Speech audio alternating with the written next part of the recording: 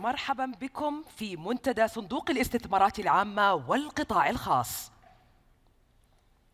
صندوق الاستثمارات العامة ينظر إلى القطاع الخاص بوصفه الشريك الأهم والدائم مرحليا واستراتيجيا، وبه ترتبط نجاحات متعددة لا حصر لها، وما يزال العمل المشترك مستمر في تطوير وتفعيل الأدوار لإعطاء المزيد من الفرص للتمكين والاستثمار مع القطاع الخاص، حيث نستهدف اليوم رفع نسبة المحتوى المحلي إلى 60% من مشاريع صندوق الاستثمارات العامة والشركات التابعة له خلال 5 سنوات القادمة.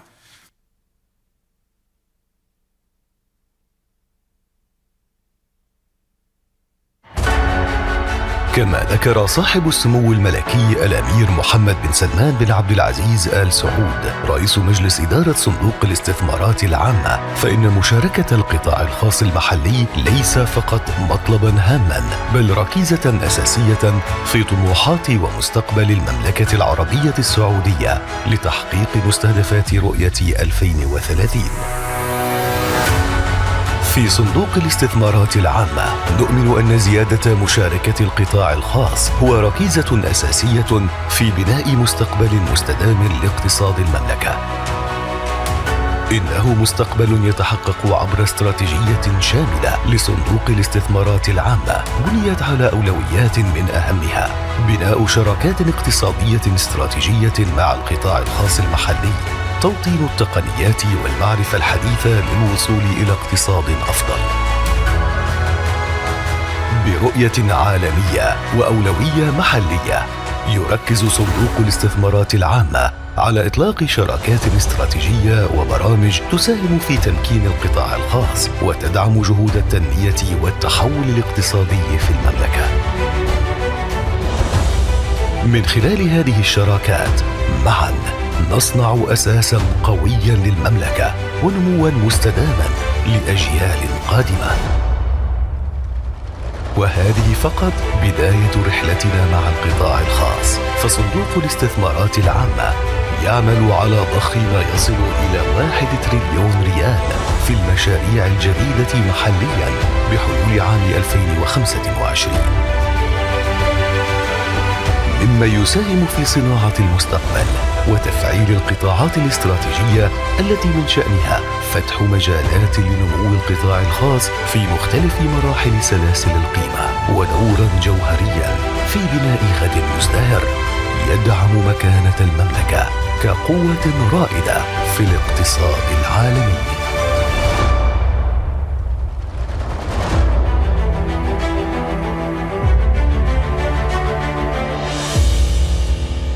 السلام عليكم ورحمة الله وبركاته. أصحاب السمو، أصحاب المعالي والسعادة، حضورنا الكريم وكل من يشاهدنا عبر الشاشات، صباح الخير. أرحب بكم في منتدى صندوق الاستثمارات العامة والقطاع الخاص.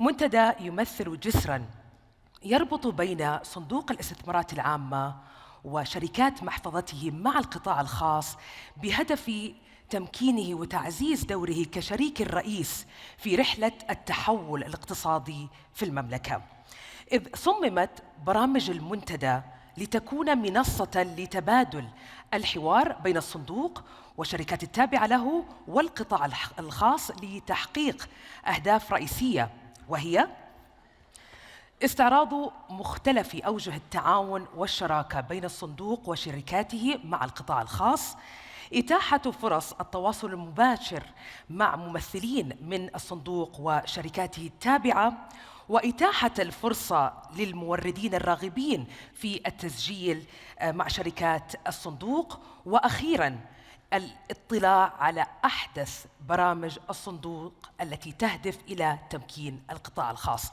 ليكون هذا المنتدى انطلاقة لتعزيز الشراكات مع القطاع الخاص لتحقيق أهداف رؤية المملكة 2030 نحو اقتصاد حيوي. والآن حضورنا الكريم، رحبوا معي بمعالي محافظ صندوق الاستثمارات العامة الأستاذ ياسر الرميان لإلقاء كلمته الافتتاحية لهذا المنتدى. ألف لا بأس عليك معالي المحافظ.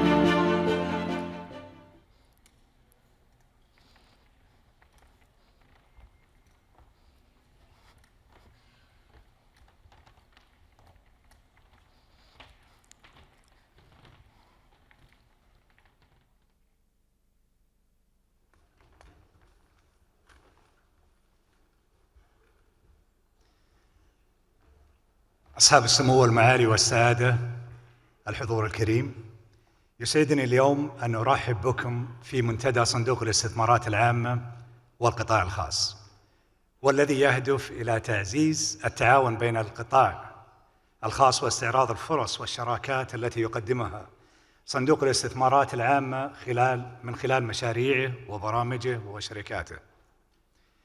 ويحرص صندوق الاستثمارات العامة على تعزيز دور القطاع الخاص كونه الشريك الأهم والداعم للصندوق، ولداعم مسيرة الاقتصاد المزدهر في المملكة. يولي سمو سيدي ولي العهد حفظه الله اهتماماً وحرصاً شديداً على إشراك القطاع الخاص وتعزيز دوره في تنمية الاقتصاد الوطني وتحقيق رؤية السعودية 2030، والتي تشجع على الابتكار والتنوع الاقتصادي وتهدف إلى رفع مساهمة القطاع الخاص في الناتج المحلي الإجمالي من 40% إلى 65% بحلول عام 2030. وحيث أن دعم التنمية الوطنية هو أحد أهم ركائز استراتيجية صندوق الاستثمارات العامة، وضع الصندوق استراتيجية لتنمية وتطوير 13 قطاع استراتيجي في المملكة، حيث عملنا على تطوير مبادرات حرصنا من خلالها على وضع آلية واضحة لإشراك القطاع الخاص كمستثمر وشريك ومورد في تلك القطاعات. فعلى سبيل المثال في قطاع التطوير العقاري والبنية التحتية، قدمت شركة روشن فرصاً للقطاع الخاص المحلي عبر تخصيص 30% من أراضيها للمطورين العقاريين للمساهمة في بناء مشاريع سكنية بأفضل المعايير. وقام الصندوق بالاستثمار في العديد من القطاعات الواعدة في المملكة بهدف تطويرها وتحويلها إلى قطاعات جاذبة للاستثمار بما يتماشى مع التوجهات الاستراتيجية في المملكة، حيث أسس الشركة السعودية للاستثمار لإعادة التدوير سيرك لأهمية قطاع إعادة التدوير ودعم تطويره. كما قام الصندوق بتأسيس شركات مختصة بالاستثمار المشترك ودعم نمو القطاع الخاص، حيث استثمر شركة صندوق الصناديق جدة في أكثر من 20 صندوق استثماري لدعم 350 شركة محلية وإقليمية، حيث ساهمت هذه الاستثمارات إلى تعزيز نمو القطاع المنشآت الصغيرة والمتوسطة. كما عمل على إدراج عدد من الشركات التابعة له في أسواق المال السعودية، الأمر الذي ساهم في تشجيع القطاع الخاص والمستثمرين المحليين والدوليين على المشاركة والاستثمار في السوق المحلي. وخلال الأعوام الماضية عملت شركة سيرك مع الجهات المعنية لبناء بيئة استثمارية جاذبة للاستثمارات الخاصة، التي ساهمت في تحفيز هذا القطاع وجذب العديد من رؤوس الأموال المحلية والأجنبية. وتهدف استراتيجية الصندوق لإتاحة الفرص لتوريد المنتجات والخدمات لمشاريع وشركات الصندوق في المملكة، والمساهمة في تطوير قدرات شركات القطاع الخاص المحلية، والقيام بدراسات للطلب المتوقع للمشاريع بهدف إيجاد سبل شراكة مع القطاع الخاص لدعم زيادة الإنتاجية وتعزيز سلاسل الإمداد المحلية. وقد استثمر الصندوق نحو 5 مليار ريال سعودي في 4 شركات وطنية رائدة في قطاع المقاولات: شركة نسمة وشركائهم المقاولات، وشركة السيف، وشركة البواني القابضة، وشركة المباني، عبر زيادة رأس مال الشركات بهدف بناء كيانات متينة تواكب نهضة المملكة في قطاع التشييد والبناء. ويستهدف الصندوق من خلال استراتيجيته ضخ ما يصل إلى 1 تريليون ريال سعودي في المشاريع الجديدة محلياً. كما يستهدف زيادة مساهمة الصندوق وشركاته التابعة في المحتوى المحلي إلى 60% في نهاية 2025.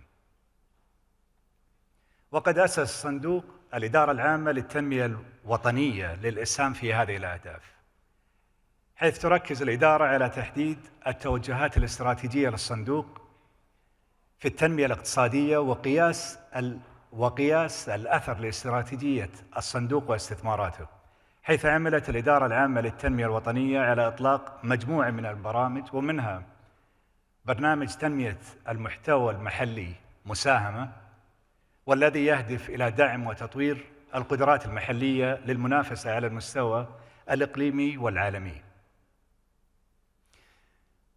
وخلال هذا المنتدى سنعلن عن برامج واتفاقيات أخرى مصممة للقطاع الخاص تسهم في تسهيل التواصل بين الصندوق وشركاته مع القطاع الخاص وتفعيل مجالات الشراكة بشكل فاعل ومستدام، ومنها إطلاق منصة جديدة لمشاركة معلومات مفصلة حول الفرص المتاحة للمستثمرين والموردين من القطاع الخاص. وفي الختام أؤكد حرص الصندوق على تعزيز سبل التواصل وتطويرها بين القطاع الخاص والصندوق وشركاته، وأدعوكم جميعا للاستفادة من هذا المنتدى والمشاركة في جلسات الحوار والاطلاع على ما يقدمه الصندوق من برامج وفرص تسهم في تعزيز النمو الاقتصادي وتوطين الصناعات وتحفيز الابتكار في عدد من القطاعات الاستراتيجية للمملكة. وأتطلع إلى تفعيل أوجه التعاون وتعزيز مستوى الشراكة بين صندوق الاستثمارات العامة والقطاع الخاص، وأتوجه بالشكر لكم جميعاً على حضوركم معنا اليوم. شكراً.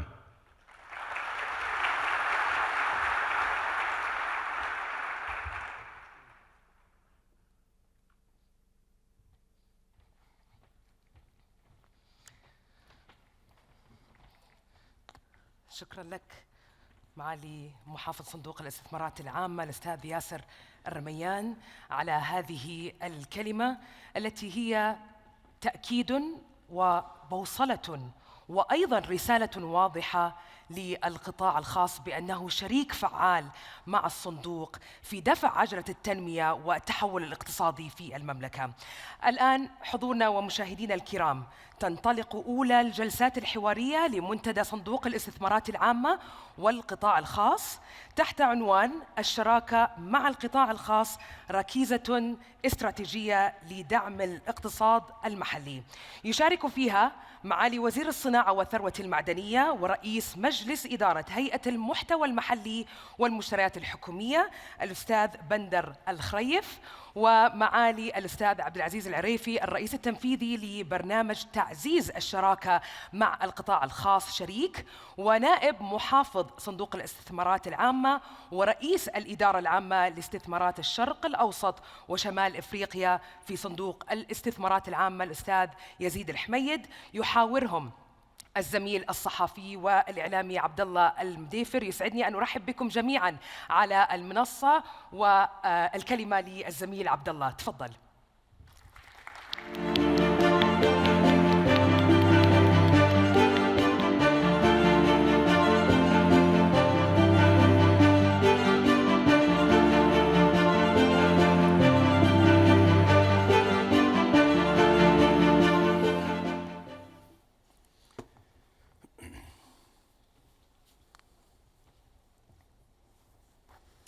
السلام عليكم، صبحكم الله بالخير، حياكم الله في هذه الجلسة. والأجمل هذا المنتدى أن تجلس الحكومة والصندوق الاستثمارات صندوق الاستثمارات العامة والقطاع الخاص على ستيج واحد. هذا ليس منظراً عادياً، هذا مشهد جميل يشوبه الترقب، يشوبه التشوق، يشوبه ماذا سيحدث. باسمكم جميعاً أرحب بضيوفي في هذه الجلسة. أبدأ مع معاليك بوصفك رئيس الهيئة أكثر من وزير الصناعة. نحن نتحدث عن هيئة تنمية المحتوى المحلي في قطاع خاص وفي صندوق. كيف أنتم قاعدين تديرون هذه المعادلة كحكومة وكهيئة؟ كيف سوف ترفع الناتج المحلي؟ شكرا اخوي عبد الله. واولا حقيقه اتقدم بالشكر الجزيل لصندوق الاستثمارات العامه على راسهم الاخ ياسر رميان على هذه المبادره.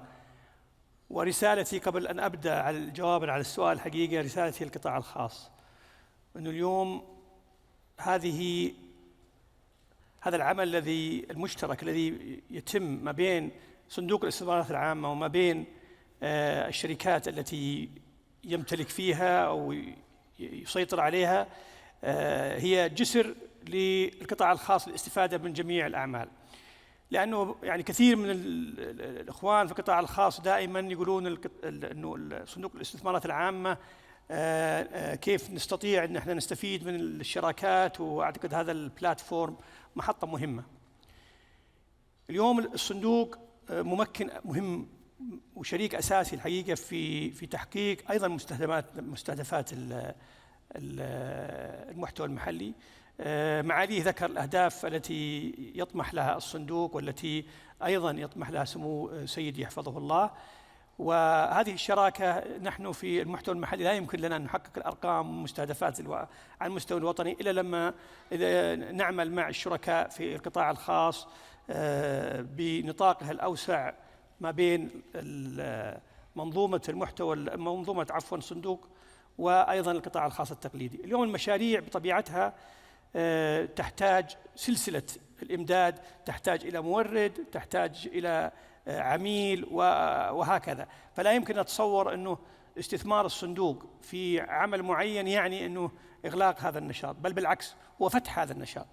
يعني أمس وقبل أمس أنا كنت في الجبيل وفي رأس الخير. عدد المشاريع الذي نراه اليوم يتم إنشاءه كنتيجة للاستجابة لمستهدفات المحتوى المحلي يعني فعلا very impressive، يعني عدد كبير وفي قطاعات مهمة جدا. لأنه يمكن الصندوق على عاتقه مسؤولية أن يفتح قطاعات يمكن القطاع الخاص التقليدي غير قادر أو من الصعب عليه أن يفتح. مثلا مشروع مجمع الملك سلمان لصناعة السفن، مشروع متكامل، مجموعة من المشاريع، من بناء السفن إلى الصيانة إلى بناء محطات الحفر إلى شركة لصناعة المحركات. مثل هذه المشاريع بدون شك ستخلق سلسلة من الفرص الاستثمارية والفرص الوظيفية التي ستسهم في رفع المحتوى المحلي على المستوى الوطني. لذلك يعني شراكة مهمة. مثل هذه المنتديات بدون شك سوف تساعد القطاع الخاص لاقتناص الفرص زي ما ذكر معاليه قبل قليل في كلمته، لاقتناص الفرص المناسبة لمساعدة شركات الصندوق واستثماراته أيضا للوصول إلى الأرقام. اليوم 60% محتوى محلي بحلول عام 2025 ليس بالرقم السهل، ويجب أن نستوعب أن هذا رقم معقد لا يمكن أن نصل إليه إلا بتضافر الجهود. الصندوق عليه مسؤولية، القطاع الخاص عليه مسؤولية، نحن في هيئة المحتوى المحلي علينا مسؤولية، في وزارة الصناعة ومنظومتها علينا مسؤولية. هذا العمل المشترك إن شاء الله سيحقق الأرقام. رئيس تنفيذي لبرنامج شريك، معاليك في هدف ضخ 5 تريليون ريال من استثمارات القطاع الخاص بحلول 2030. كيف أنتم في البرنامج ممكن تساعدوا القطاع الخاص للوصول لهذا الرقم؟ شكرا عبد الله. في البداية أود أشكر صندوق الاستثمارات العامة على الاستضافة ومعالي الرميان. أيضا يعني المنتدى يحمل اسم مهم، القطاع الخاص واستثماراته، اللي يعتبر أحد الركائز الرئيسية لرؤية المملكة في عام 2030. برنامج شريك أطلق سمو سيدي قبل 2 تقريبا، نظرا لأهمية استثمارات القطاع الخاص على تحقيق عدد من المستهدفات الاستثمارية والاقتصادية للرؤية، من ضمنها ما ذكره معالي المحافظ وصول مساهمة القطاع الخاص من الناتج المحلي بنسبة 65% في عام 2030، مما لا شك فيه يعني المبلغ أو الأهداف الاستثمارية. اليوم يوجد عندنا شركات عديدة رائدة ليس فقط على المستوى الإقليمي أو حتى على المستوى العالمي، عندها القدرة والرغبة والطموح للنمو لتحقيق مستهدفاتها والمستهدفات الوطنية من ناحية المبالغ الاستثمارية. دور برنامج شريك تقديم الدعم والحوافز والتمكين لتحقيق هذه الاستثمارات للوصول إلى 5 تريليون. البرنامج يعمل بشكل وثيق وقريب مع الشركات هذه، أولاً لإضافة استثمارات إضافية بالنسبة لها لم تكن مخططة، أو تسريع من وتيرة الاستثمارات اللي تواجه تحديات أو عقبات لتمكينها بتحقيقها. فالعمل اليوم تكاملي زي ما تطرق معالي الوزير، نعمل بشكل متوافق مع الوزارات لحل وتمكين هذه الاستثمارات، وأصبح والله الحمد بعد سنتين وبدعم القيادة والجهات الحكومية الأخرى والعمل التكاملي أصبح شريك وجهة رئيسية لهالشركات من ناحية التمكين لتحقيق الأهداف الطموحة اللي تتماشى مع الرؤية. جميل. نائب محافظ صندوق الاستثمارات العامة، يعني خلينا نتكلم بشكل صريح في البداية، يعني هنا الكلام شوي رسمي ومرتب. القطاع الخاص عنده حالة من تخوف، حالة من يعني العلاقة إلى الحين تراها ما هي في الإطار اللي موثوق من الجانبين، فيه تخوف، يحسون الناس في بعض القطاع الخاص يحس أنه أنت منافس مزاحم، أنت الحوت الكبير الذي سيأكل السمك الصغير. تعليقك؟ طبعا أرحب بالجميع وخصوصا شركائنا من القطاع الخاص، وأعتقد السؤال هذا كنا نسأل فيه كثيرا أول ما أطلقنا برنامج صندوق الاستثمارات العامة 2017، وكانت أحد مبادئنا الرئيسية التي وضعت اللي هي مشاركة القطاع الخاص في القطاعات الجديدة. وبقيادة معالي المحافظ عقدنا كثير من الندوات والاجتماعات مع مجموعة كبيرة أعتقد من الحضور اللي موجودين اليوم، وكنا نشرح لهم ما هي القطاعات الجديدة، لأنه ولله الحمد اقتصاد المملكة بالنمو المتسارع يسع للجميع، ومهما ضخ فيه من استثمارات أعتقد الفرص كبيرة وواعدة جدا. وإذا استمرينا بالحالة كما هي ما أعتقد اليوم بنشوف وتيرة النمو اللي قاعدين نشوفها بقيادة مولاي خادم الحرمين الشريفين، وبرضو رؤية سيدي ولي العهد رئيس مجلس إدارة الصندوق. فبالتالي أعتقد كان زي ما قلت لك التخوف هذا موجود، وبعد بدأنا بتطبيق استراتيجية صندوق الاستثمارات العامة، ومثل ما ذكر معالي المحافظ القطاعات 13 الرئيسية اللي احنا استثمرنا فيها، وجد القطاع الخاص فرص لا مثيل لها بالاستثمار مشاركة مع صندوق الاستثمارات العامة، أو كمورد وموفر لخدمات لصندوق الاستثمارات العامة، أو لتحقيق خلينا نقول سلاسل الإمداد في مشاريع تخص صندوق الاستثمارات العامة.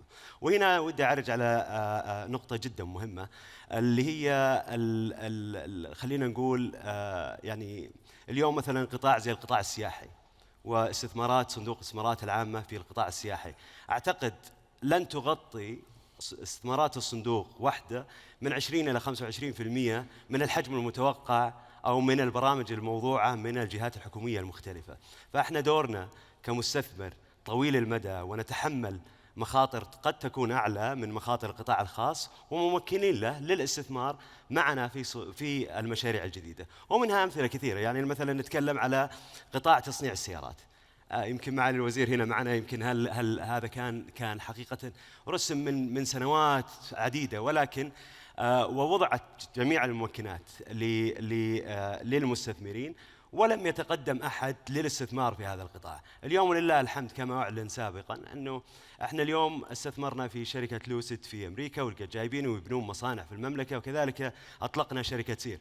لن يعمل الصندوق وحيدا في هذا. اليوم نتكلم على مجموعة وسلسلة إمداد لتصنيع السيارات تخلق يعني فرص استثمارية كبيرة جدا حتى لصغار المستثمرين، وهذا موجود ومعمول فيه. فأعتقد يمكن الهاجس هذا أخوي عبد الله كان موجود 2017 2016، لكن أعتقد اليوم بوجود الإخوان في هذا المنتدى، وكذلك الرسائل اللي دائما يبعثها الصندوق، وكذلك ما دخلنا في استثمارات مع القطاع الخاص في الفترة اللي فاتت، أعتقد يعني يوضح كثير من دور الصندوق في موضوع جانب التنمية الوطنية والمشاركة مع القطاع الخاص. الظهور اللي ظهروا معالي المحافظ، الظهور الإعلامي الأخير في برنامج سقراط، أعطى روح عند السعوديين أو انطباع أنه الرجال هذا منفتح وممكن يسمع ويأخذ ويعطي، وكان هذا شعور مريح عند العامة السعوديين.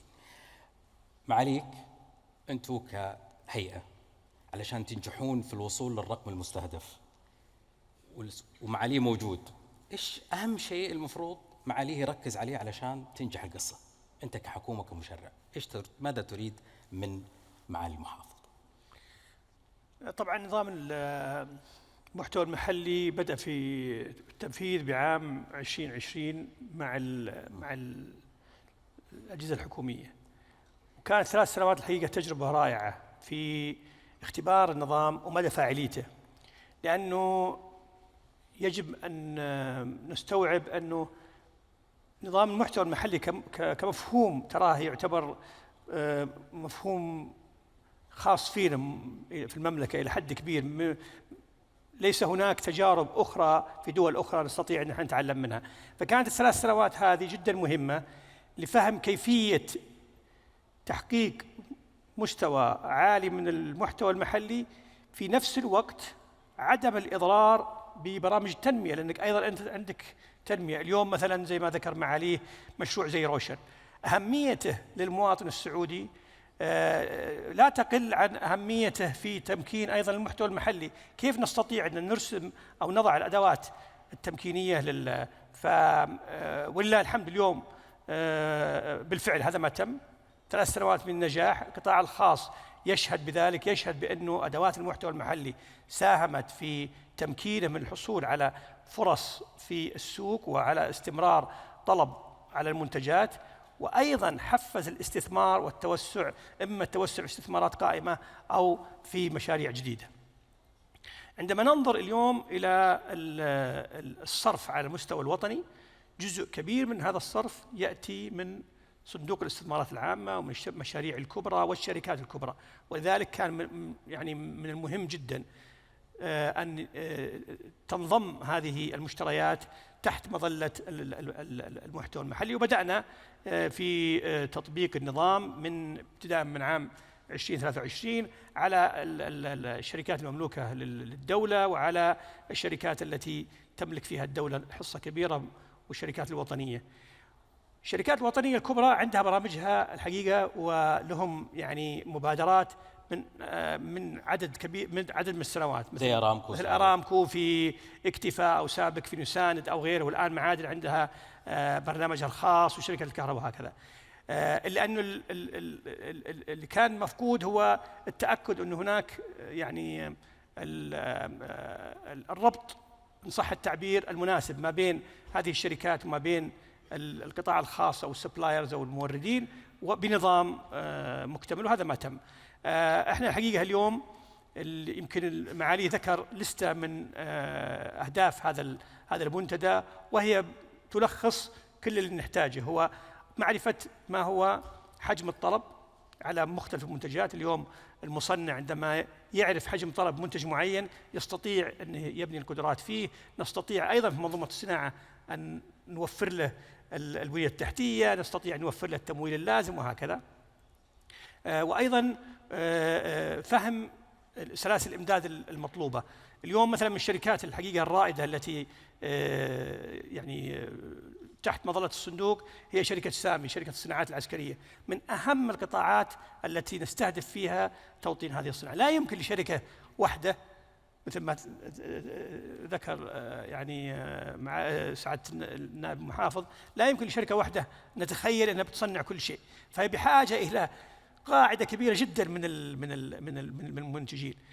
اللي احنا الآن نعمل عليه هو مساعدة صندوق الاستثمارات العامة من خلال شركاته لمعرفة ما هو موجود في السوق، ما هي الفجوات التي تحتاجها الشركات لإما بناء قدرات جديدة أو الاستثمار في مصانع جديدة.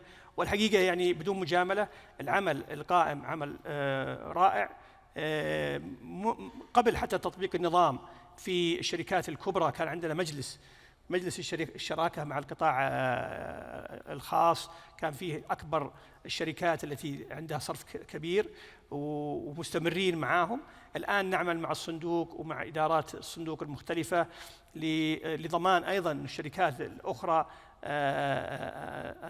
أن تجد الموردين المناسبين، أن تطور أيضا يعني نوعية الصناعات المطلوبة لنحقق التوازن الحقيقة ما بين لكن الأثر كبير. يعني أثر المحتوى المحلي خلال 3 سنوات الماضية فقط حوالي 400 مليار ريال دخلت ضمن المحتوى المحلي.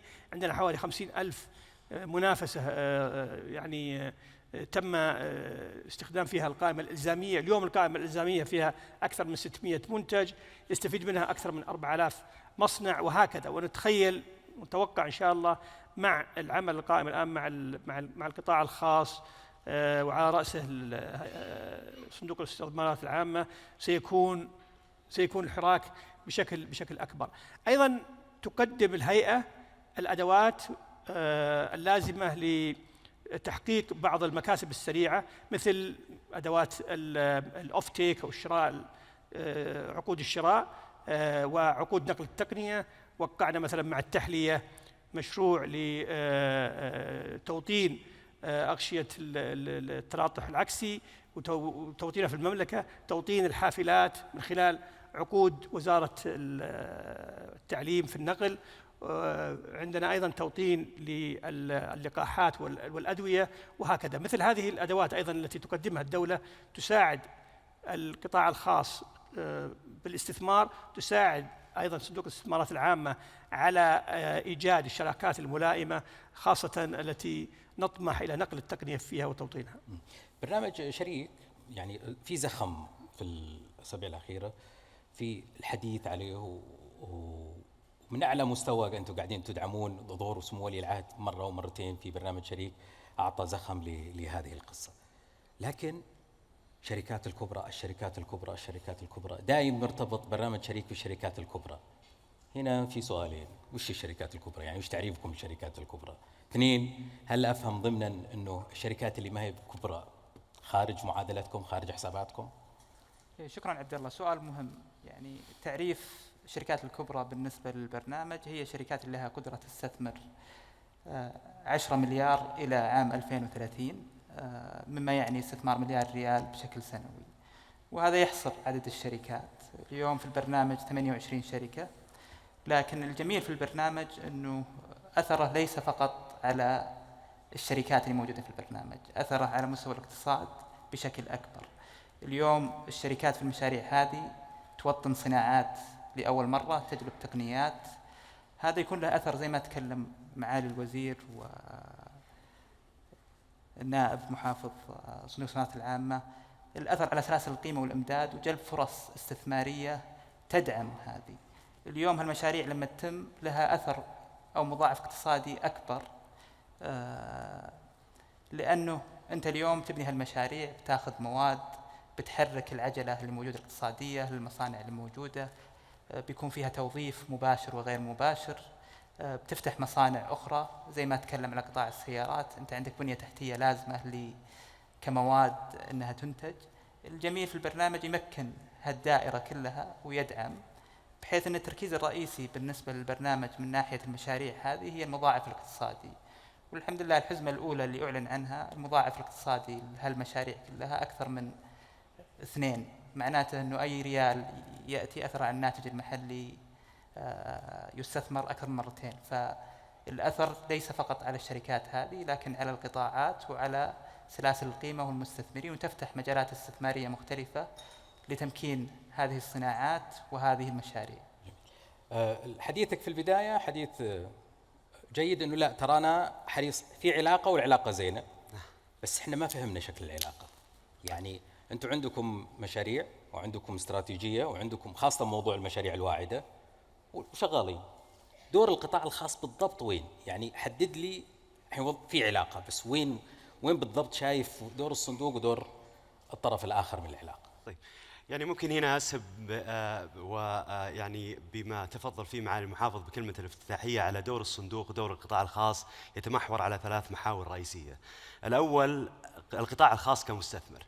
احنا لما تكلمنا عن القطاعات الاستراتيجية، وهذا شيء معمول واعلنا عنه في كثير من الصفقات خلال السنوات السابقة. إذا في لاعب رئيسي في المملكة العربية السعودية وهم كثر في قطاعاتنا الاستراتيجية، بالتأكيد حنتفاوض وندخل معاهم كشريك، ولكن ليس في إصدار أسهم ثانوية بمعنى أنه شركاء يتخارجون، لا، احنا مستعدين ندخل معاهم كشركاء في إصدارات أولية، وهذا تم في كثير من الصفقات وفي كثير من القطاعات. على سبيل المثال مثلا لما أعلن عن طموح المملكة في موضوع الطاقة المتجددة، وخلال سواء بالرياح أو سواء بالطاقة الشمسية، وكذلك حاليا في موضوع الهيدروجين الأخضر والأزرق وكافة المخرجات منه. بحثنا في البداية عن هل نبدأ شيء من جديد ولا نشوف من هم اللاعبين الرئيسيين في المملكة العربية السعودية، وبالتالي أسفرت الدراسات الداخلية أنه في لاعب رئيسي اللي هي شركة مثلا زي شركة أكوا باور موجودة وتعتبر من الشركات الرائدة، ودخل الصندوق كشريك رئيسي في شركة أكوا باور، وبالعكس وكان عن طريق إصدار أسهم أولية، ونمت شركة أكوا باور إلى ما وصلت إليه. فبالتالي هناك أمثلة كثيرة، وذكر معالي المحافظ مثلا قطاع التشييد والبناء اللي هو يتمثل على قطاع المقاولات ما أعلن عنه سابقا. احنا في البداية نعمل نشوف من هم اللاعبين الرئيسيين، إذا كان هناك فرصة بالاستثمار المباشر كان بها. أما القطاعات النوعية الجديدة التي تحتاج استثمار يمكن قد يكون عالي جدا ويتحمل مخاطر أكبر، لا، نضع جزء من حقيقة، وهذا معمول فيه داخليا كإجراء، ونتكلم على إجراء بسيط لمتخذ القرار في صندوق الاستثمارات العامة، يجب أن يقدم ورقة ما هي المكتسبات للقطاع الخاص اللي هي تقدم من إدارة التنمية الوطنية. فأي أي أي أي خلينا نقول investment proposal لجنة الاستثمار الداخلية أو حتى إلى المجلس، هذه الورقة تقدم فيها التقييم اللازم، ما هو دور القطاع الخاص في كل استثمار يعمله صندوق. هو الجزء الأول أنت قلت الجزء الأول واضح اللي هو اللاعبين الرئيسيين. نعم. الثاني إذا زي ما قلت لك، إذا كانت هناك قطاعات غير موجودة، فبالتالي دور صندوق الاستثمارات العامة هو يدخل وينمي هالقطاعات هذه، ولازم يكون عنده خارطة طريق بكيف آلية دخول القطاع الخاص في الاستثمارات. يعني يكون هو اللاعب الرئيسي في القطاع الجديد ده؟ ليس الصندوق هو لاعب رئيسيا، وبالتالي يفتح المجال زي ما قلت لك للقطاع الخاص بالدخول، سواء في نفس القطاع هذا أو القطاع الممكنة للقطاعات الجديدة. النوع الثالث وهو أو الجهة الثالثة أو المحور الثالث المهم اللي هي القطاع الخاص كمورد وكمزود للخدمات. احنا نتكلم على قطاع الخدمات، وهو قطاع جدا مهم في المملكة العربية السعودية، والصندوق وشركات الصندوق تحتاج إلى القطاع الخاص في تزويده ب يعني خدمات كثيرة جدا، من خدمات التقنية إلى الخدمات الأساسية خلينا نقول. وبعطي مثال يمكن الإخوان يمكن في السيشنز القادمة حيقدمون عنها، مثلا قطاع إدارة الأصول في المملكة العربية السعودية مع الأسف يعتبر من أكثر القطاعات الغير مخدومة حاليا. نتكلم على رؤوس أموال ضخمة تروح للخارج بهدف إدارتها أو مدراء أصول يأتون المملكة لإدارة هذه الأصول. أنا بس أضرب مثال صغير جدا، وإحنا عندنا القطاع هذا يحتاج يعني استثمارات جدا بسيطة، فإحنا ما رحنا وأسسنا شيء جديد، لا، اليوم موجود قطاع إدارة الأصول في المملكة.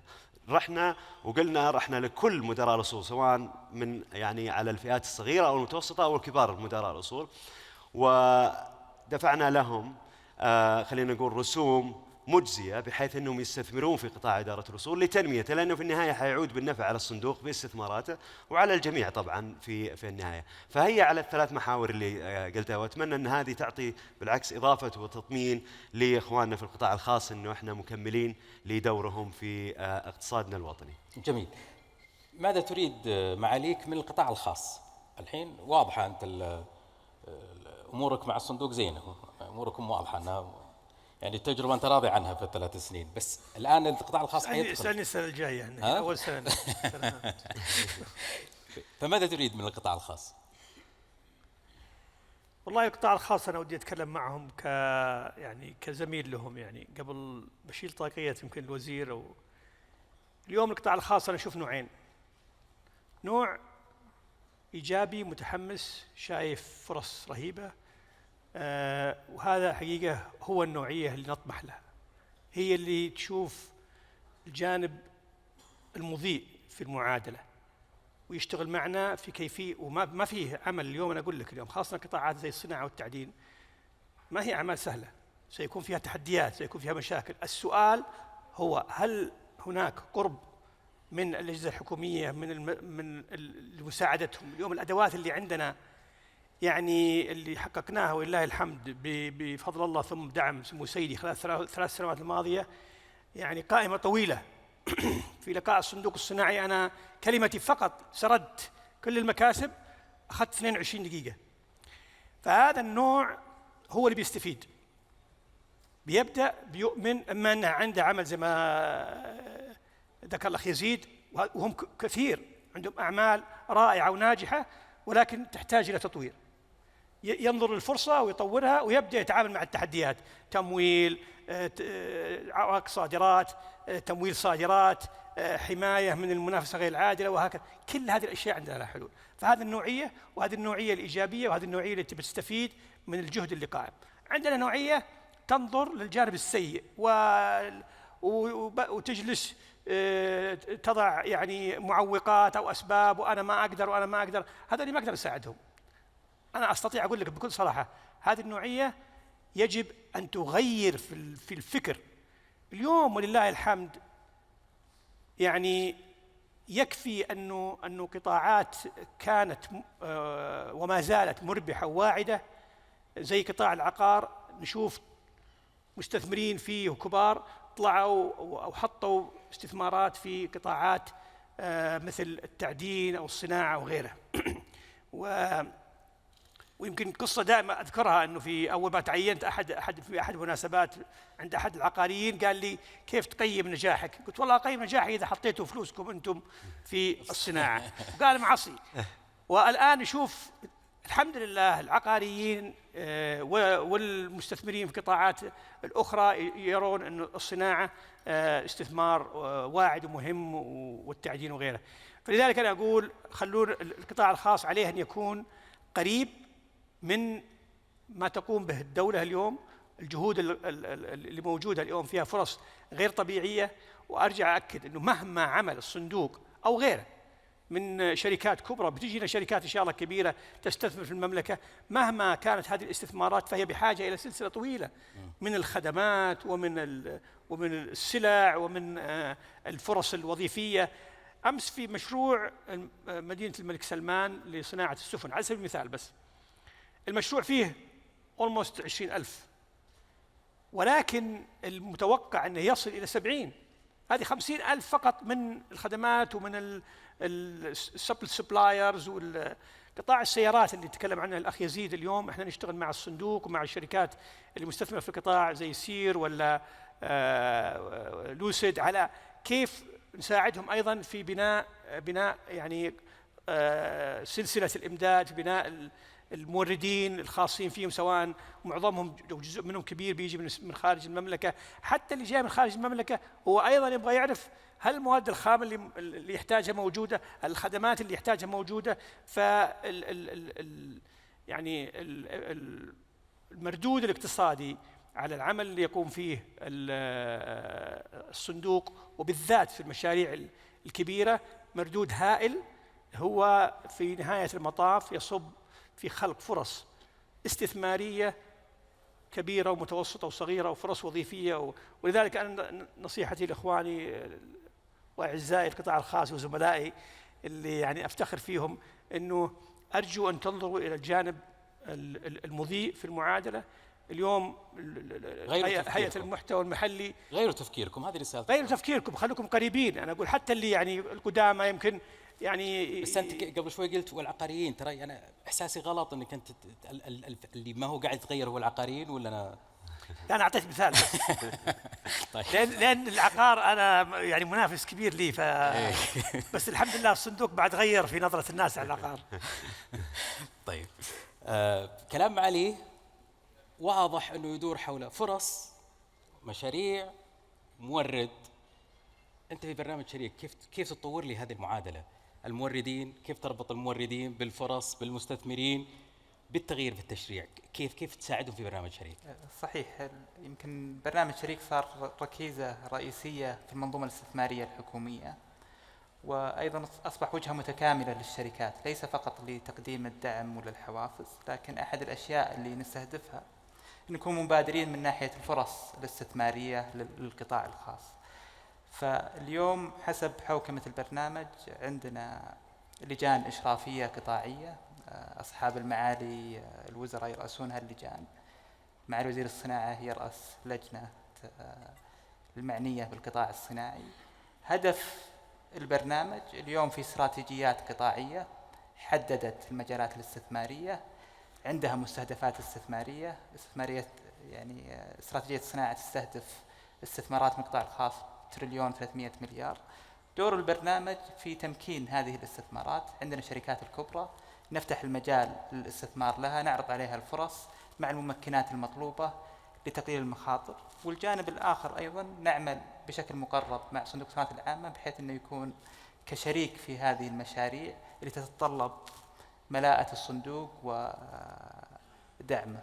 فاليوم أصبحنا ممكن للاستراتيجيات القطاعية، نعرض فرص على الشركات، نبادر فيها بحيث أن نعجل أو نسرع من وتيرة الاستثمارات، ونبين للقطاع الخاص ترى هذه الأولويات القطاعية وهذه الاستراتيجيات وهذه الفرص اللي موجودة وهذا الدعم والتمكين اللي نراه مناسب.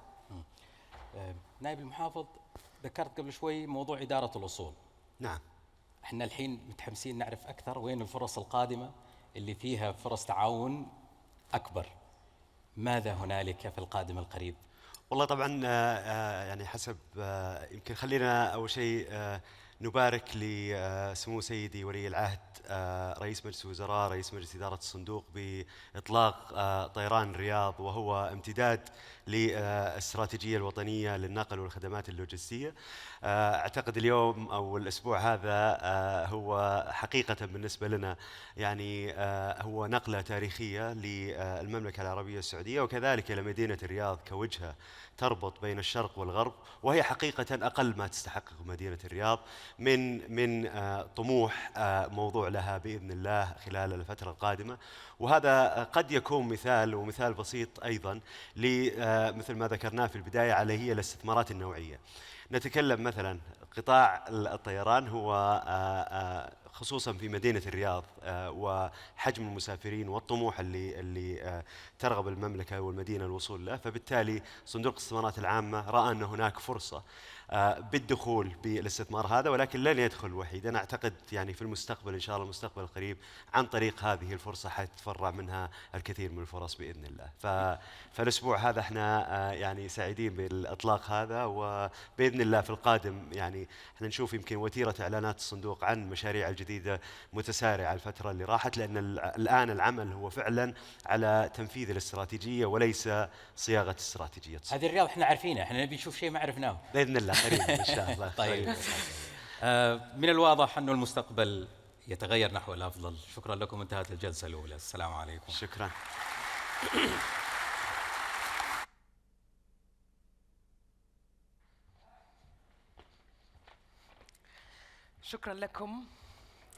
شكرا لكم على هذه الجلسة الثرية. الرؤية متكاملة والفرص واعدة والأهداف أيضاً واضحة كما أكد عليها معالي المحافظ في كلمته، ومنها رفع مساهمة القطاع الخاص في الناتج المحلي الإجمالي من 40% إلى 60% بحلول عام 2030، وزيادة المحتوى المحلي لشركات محفظة صندوق الاستثمارات العامة إلى 60% بحلول عام 2025. إذن السؤال هنا: ما الذي يفعله صندوق الاستثمارات العامة لتحقيق هذه الأهداف الاستراتيجية والنسب والأرقام؟ نترك الكلمة الآن لجيري تود، رئيس إدارة التنمية الوطنية في صندوق الاستثمارات العامة. وللتنويه حضورنا الكرام، أجهزة الترجمة الفورية متوفرة للترجمة من اللغة العربية والإنجليزية لمن يرغب. Channel 1 عربي, Channel 2 English. Then, please join me in welcoming Jerry Todd, Managing Director of the PIF National Development Division. Welcome, Jerry, to the stage. It's all yours.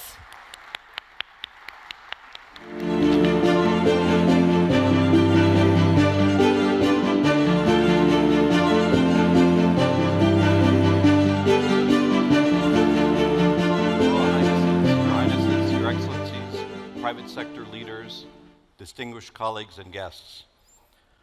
Your presence today reinforces the importance of Vision 2030.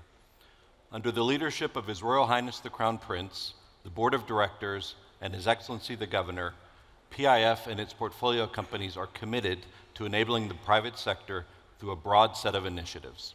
If you allow me, I'd like to present 3 of those initiatives to you today. The first is Musahama. This is PIF's local content growth program. As His Excellency the Governor mentioned, the aim of this program is to increase local content spending by PIF domestic companies to 60% by the year 2025.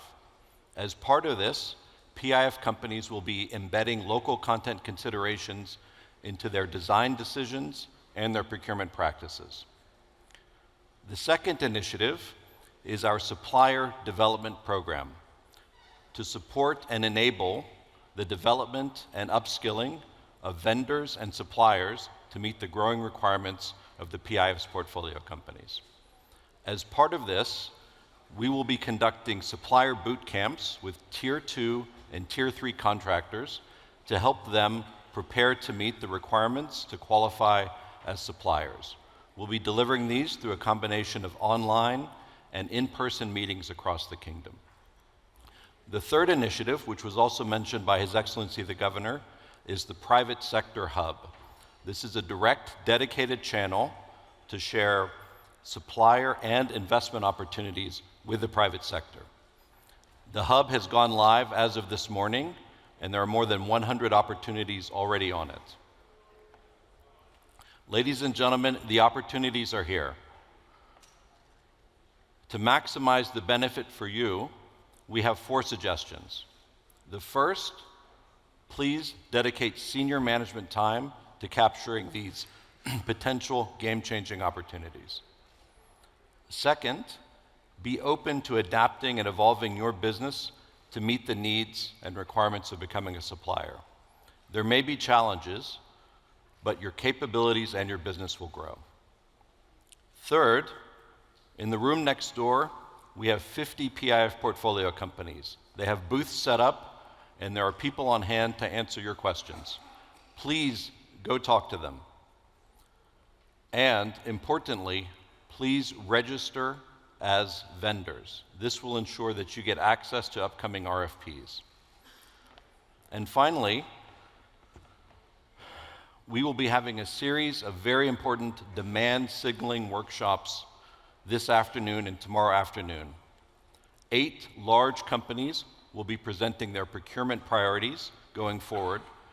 We also, for 2 key sectors, have consolidated product and service demand projections in automotive and construction and building materials.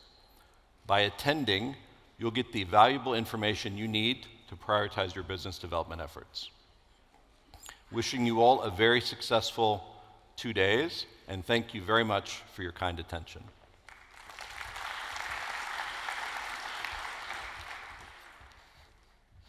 Thank you, Jerry. What a bold vision indeed, strengthening PIF position as a key enabler of a thriving private sector and a more resilient domestic economy in the Kingdom of Saudi Arabia. والآن حضورنا ومشاهدينا الكرام تنطلق الجلسة الثانية والأخيرة لليوم بعنوان بناء شراكة استراتيجية ناجحة بين صندوق الاستثمارات العامة والقطاع الخاص. نتعرف من خلالها على قصص نجاح رائدة بين القطاع الخاص والصندوق من شركات ومؤسسات وطنية طموحة اغتنمت الفرص فأتقنت وتفوقت ونجحت.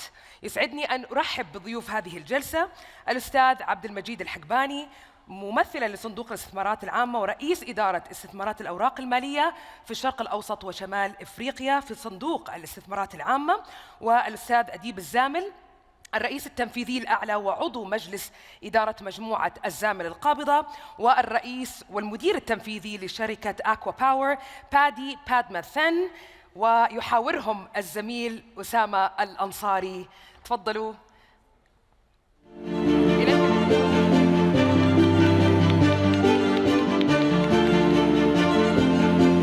إليك الكلمة أسامة.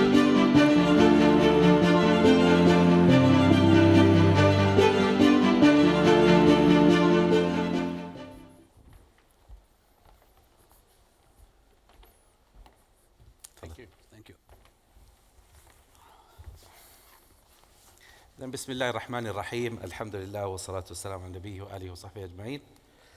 أهلا ومرحبا بكم، شكرا جزيلا ويام، شكرا لكم حضوركم هذا اللقاء وهذه الجلسة. إذا نحن على موعد الآن مع هذه الجلسة الحوارية الثانية من جلسات منتدى صندوق الاستثمارات العامة والقطاع الخاص. تأتي هذه الجلسة بعنوان بناء شراكات ناجحة بين الصندوق والقطاع الخاص، وأنا بصحبة حقيقة من يمثلون هذا النجاح وهذه الشراكة الناجحة. إذن يتزايد التأثير بمرور الوقت في حالة التعاون مع شركاء من القطاع الخاص بصفتهم موردين ومستثمرين وشركاء تشغيل. إذن شارك الصندوق بكل تأكيد مع وشركاته وشركات محفظته في شراكات استراتيجية مع العديد من الجهات المتعددة، وهذه الشراكة حقيقة سنشمسها وسنشهدها في هذه الجلسة مع الأستاذ عبد المجيد. أستاذ عبد المجيد، أنت رئيس إدارة استثمارات الأوراق المالية والمسؤول عن كثير من الاستثمارات مع القطاع الخاص في صندوق الاستثمارات العامة. علك تخبرنا عن أهم الجوانب في بناء شراكة ناجحة مع القطاع الخاص. السلام عليكم ورحمة الله وبركاته. أشكرك أخوي أسامة على هذه الاستضافة، أشكر الحضور الكريم من أصحاب المعالي وشركائنا في القطاع الخاص على حضورهم واستماعهم، وإن شاء الله تكون جلسة ثرية للجميع. بالعودة إلى سؤالك أخوي أسامة، زي ما ذكر معالي المحافظ في مستهل هذا المنتدى أنه وضعت المملكة العربية السعودية أهداف طموحة لإشراك القطاع الخاص لإيصال مساهمتهم في الناتج المحلي إلى 65%، يعني هدف جدا طموح. بالإضافة إلى ذلك لدى صندوق الاستثمارات العامة مبادرة رئيسية لتحقيق استراتيجيته 2021 و2025 بإشراك القطاع الخاص ليكون لاعب رئيسي ومحوري في تحقيق نجاح هذه الاستراتيجية ومستقبل المملكة بإذن الله. بالعودة إلى أهمية المقومات أو ما هي المقومات الرئيسية في الشراكة الناجحة، لو تسمح لي أخوي أسامة أني أعرج على يمكن 4 إطارات رئيسية في هذه الشراكة مع الصندوق، وما هي القيمة الإضافية اللي ممكن يضيفها أيضا صندوق الاستثمارات العامة لشركائنا في القطاع الخاص. الإطار الأول يمكن ألخصه في الحوكمة ومتابعة القطاع الخاص. طبعا الحوكمة، قام صندوق الاستثمارات العامة بوضع نظام خاص للحوكمة واللجان المختصة لإدارة هذه الاستثمارات للوصول إلى يعني أفضل القرارات الفعالة ومتابعة وثيقة لهذه الاستثمارات لتعظيم العوائد المالية وليعود نفعا إن شاء الله على جميع المستثمرين. الإطار الثاني تبني نموذج تشغيلي فعال. المقصود في هذا يعني قام صندوق الاستثمارات العامة بإنشاء مركز الخدمات المشتركة، الهدف منه تحفيز الابتكار، تطوير الأعمال، بالإضافة إلى توفير بنية تحتية لجميع الشركات المملوكة للصندوق وكثير منها شراكة مع القطاع الخاص لاستفادة من الخبرات اللي لها علاقة في التواصل المؤسسي، التمويل، الشؤون القانونية والضريبية، رفع مستوى كفاءة الموارد البشرية وهكذا الدوليك. الإطار الثالث اللي ممكن أختم فيه اللي هو شبكة الصندوق. طبعا شبكة صندوق الاستثمارات العامة، صندوق الاستثمارات العامة يوجد له العديد من الشركاء المحليين والإقليميين والدوليين من المستثمرين والشركات والجهات الحكومية ذات العلاقة، اللي الشراكة هذه ممكن أنها تفتح آفاق جديدة وأسواق جديدة لشركائنا في القطاع الخاص. وأختم في هذه. شكرا. إذا نستمع للشريك PIF الزامل علك أستاذ أديب، علك تذكر لنا يعني كيف استحوذ صندوق الاستثمارات العامة ومجموعة الزامل على أديس الدولية. السلام عليكم ورحمة الله. شكرا جزيلا أسامة وشكرا للمنظمين على الحفل هذا. أسامة، تجربة الزامل وصندوق الاستثمارات العامة مع أديس مختلفة نوعا ما هي قضية تطوير شركة محلية أو تنمية قطاع محلي. القطاع كان موجود ويحتاج الخدمة. شركة أديس بتروليوم تشتغل في قطاع الحفر والتنقيب عن البترول. في الماضي كان هذا القطاع يخدم من قبل شركات دولية، والسعودية كانت جزء من أسواقها الدولية. مع أهمية قطاع البترول، مع استمرارية القطاع البترول، أن السعودية ما تكون عندها شركة متميزة ورائدة وقائدة في قطاع الحفر كانت نوعا ما غريبة حقيقة. مجموعة الزامل حنا نشتغل في الخدمات البحرية المساندة للتنقيب عن البترول من تقريبا 40 سنة. في سنة 2017 إذا رجعنا بالتاريخ شوي بحثنا عن شركات اللي تكمل المنظومة هذه، تكمل منظومة سلسلة إمداد في مساندة البترول. مع كل الحديث اللي كان داير في العالم عن البترول وقطاعات البترول، احنا كنا على قناعة أننا بالسعودية راح نستمر إن شاء الله بإنتاج البترول وراح نكون المصدر الرئيسي للبترول في العالم. بعد عن شركات آدس كانت أحد الشركات حقيقة اللي جت على المسؤولين عندنا في الشركة أنها قد تكون واحدة من الشركات اللي قد تكون عندها إمكانية النمو بسبب إمكانياتها البشرية. عندهم طاقم بشري متمكن، إمكانيات فنية متطورين جدا في عملية التنقيب والحفر، بس ما كانت شركة كبيرة. وقتها في 2017 قرروا أن يدرجون أسهمهم في سوق لندن، في بورصة لندن. شاركنا في الطرح وشاركناهم في هذاك الوقت. من 2017 طبعا إلى 2020 مرت الأسواق، خاصة أسواق البترول، بعدة تحديات، وخاصة فيما يتعلق بشركات الحفر اللي كانت مدرجة في أسواق زي أسواق لندن. وقتها رأينا أن قد يكون الفكرة مناسبة والوقت مناسب إلى محاولة إلغاء الإدراج في أسواق لندن وإعادة الشركة إلى السعودية. هذا كهدف بحد ذاته ممتاز، بس تطبيقه حقيقة يتطلب مقدرات غير مالية فقط، يتطلب مقدرات بشرية، يتطلب رؤية معينة، تتطلب متابعة حقيقة ومشاركة اللي مؤمنة كما ذكروا في جلسة الحوار الأولى وكما ذكروا الأخوان عبد المجيد ومعالي المحافظ ياسر، قضية اللونج تيرم، المدى الطويل في الاستثمار. الاستثمار في قطاع الحفر مو قطاع تجاري تستثمر اليوم وتمردوده، لا، يبغى لك فترة طويلة، خاصة إذا كنت ترغب أنك تنمي القطاع بحيث أنه يصل إلى شركة دولية كبيرة.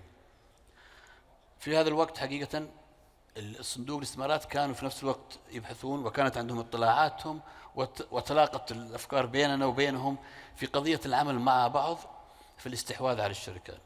وتعاملنا حقيقة مع الزملاء في صندوق الاستثمارات العامة والمؤسسين اللي كانوا معنا، اللي كانوا مؤسسين في شركة آدس.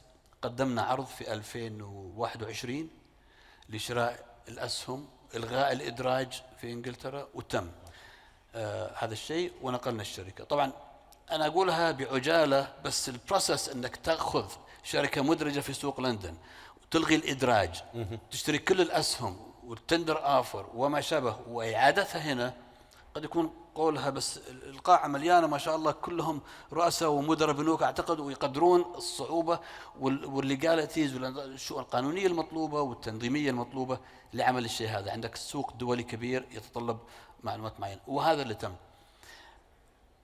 أساس حقيقة أجيك بالمختصر أسامة، ولا هو بمدحا بالشباب، السرعة اللي كانت تمت. أنا أكون معك صريح، أنا كنت متخوف في فترة من الفترات أنه قد يكون ردود الفعل والأجوبة قد تكون بطيئة أو تتطلب موافقات، وقد لأن المبلغ كان كبير نوعا ما. بس إحقاقا للحق يعني لقينا الصندوق هو اللي كان أسرع مننا وبكثير، وكانوا حقيقة موجودين في أوقات يعني خيالية جدا، ويجاوبون في أوقات سريعة. يعني ما كان في عندنا حقيقة أي تردد. كل العملية هاي تمت في حدود 5-6 أسابيع من انتهاء. ما كانت راح تحصل حقيقة لولا توفيق الله سبحانه وتعالى، ثم وجود شريك مؤمن. القضية ما كانت قضية فقط ضخ أموال لا، القضية كانت أكبر حقيقة، أنها لونج تيرم، والحمد لله وصلنا إلى ما وصلنا عليه. المختصر حقيقة كانت أعتقد تجربة رائعة بالنسبة لنا احنا كمجموعة زامل. لو تسألني هل تكررونها، أقول لك بكل أمانة نكررها، وبالعكس لو كانت عندنا فرص تتطلب موارد كبيرة وتتطلب إمكانيات بشرية كبيرة، قد يكون الصندوق هو الموقع الأول اللي نروح له للطلب للمستقبل. كما كنا لما كنا في قطاع الصناعة، أول ما تجي فرص صناعية كان صندوق التنمية الصناعي هو المكان الأول اللي نتوجه له حقيقة للمساندة في القطاع الصناعي. اليوم صندوق الاستثمارات العامة بدون أدنى شك بالنسبة لنا كان الخيار الأمثل، ونفس الوقت نشكرهم على أنهم وافقوا أن نكون شركاء في العملية الإدراج هذه بإذن الله. بإذن الله هذه بداية النجاحات بإذن الله، وتستمر إن شاء الله، وشراكات أكبر بإذن الله. مستر بادي، at the speaker's room, you said when PIF stepped in, it gave strength, confidence, and credibility to develop new projects at scale. Would you like to elaborate on that partnership with PIF? Assalamu alaikum. Thank you for having me here, Excellencies, ladies and gentlemen. My pleasure. Yeah, very straightforward. So this is sort of pre-PIF and post-PIF of Akopa. When PIF stepped in through Sanabel, one of the funds, back in 2012, we'd been in existence for 7 years. We were growing reasonably quickly. We had started to become international. By then, we had presence in 8 or 9 countries and started to grow. Great. When PIF stepped in, and if I take the era from somewhere towards 2015, actually, when PIF stepped in directly as a direct investor and not through Sanabel, and then continued to increase the investment, we spectacularly accelerated that growth. So if you kind of plot our path, it's like this, it's just like this, suddenly shot off. And that's, it gave us many things. It gave us confidence as a company. That's the most important. It signaled to the financial community that there is this intrinsic support and strength. So we became stronger and we were able to attract capital at a more advantageous rates. We are in a business that consumes a lot of capital. We invest huge amount of money up front and provide a service and collect it all back over 25, 35 years. So cost of capital is very significant and signaling confidence is very significant. So all of this was very, very beneficial. But to me, what is, I think, more valuable that needs to be recognized is that as we then have been able to grow and start to develop projects at scale, and as the kingdom starts to reposition itself and change its economic focus, we are able to bring a huge amount of co-investments and a huge amount of investments into the supply chain and bring new technology to deliver into those bigger projects. You cannot localize technology, industrial capacity on the basis of little small pockets of investment. You need to show a trajectory of significant investments. The kingdom is now providing a fantastic ecosystem for people to come in and invest. So you are able to now start take advantage and really develop industrial capacity. I can give you lots of examples. We don't have time. I'll give you one, and an interesting one, but not necessarily the most significant one, but it is a good one. So in 2018, the kingdom embarked on the first at-scale renewable energy plant at Shirkate, at 300 megawatts, which at that time was fairly big.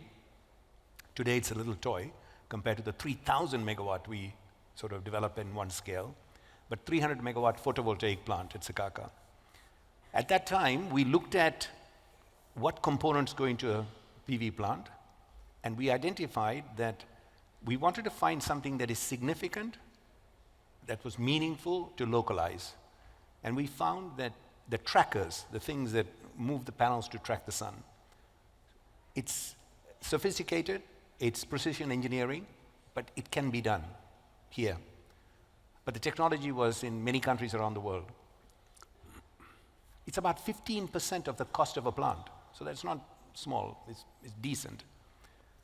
We pushed the suppliers from around the world to say that no way are we going to work with you unless you also commit to localizing the fabrication. By localizing, you mean fabricate? Come here, set up factory, Wow. partner with somebody if you want, or set up by yourself, but do it here. We see no reason why you cannot.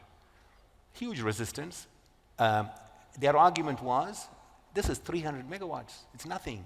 For us to put a plant, we need 1,000 megawatts every year. Yeah, fine, it's coming. Please, you're private sector, take the risk. Anyway, cut a long story short, we convinced an American company, Nextracker, to partner with Albabtain, and hesitantly, they put a plant. They delivered those trackers to us. Unfortunately, COVID came. Everything slowed down. Then they kind of turned around and said, hey, you told us that there was going to be a huge stream of projects. Interesting, what happened? During COVID, they ended up making trackers in Saudi Arabia and exporting them to the United States. Fast forward today, only 4 years. Al-Babtain is now contracted to deliver 8,000 megawatts together in partnership with these tracker companies. 8,000 megawatts of trackers, 3,500 here in the kingdom, another 3,000 in the neighborhood, but all the way to Australia. So stuff is getting exported out of here.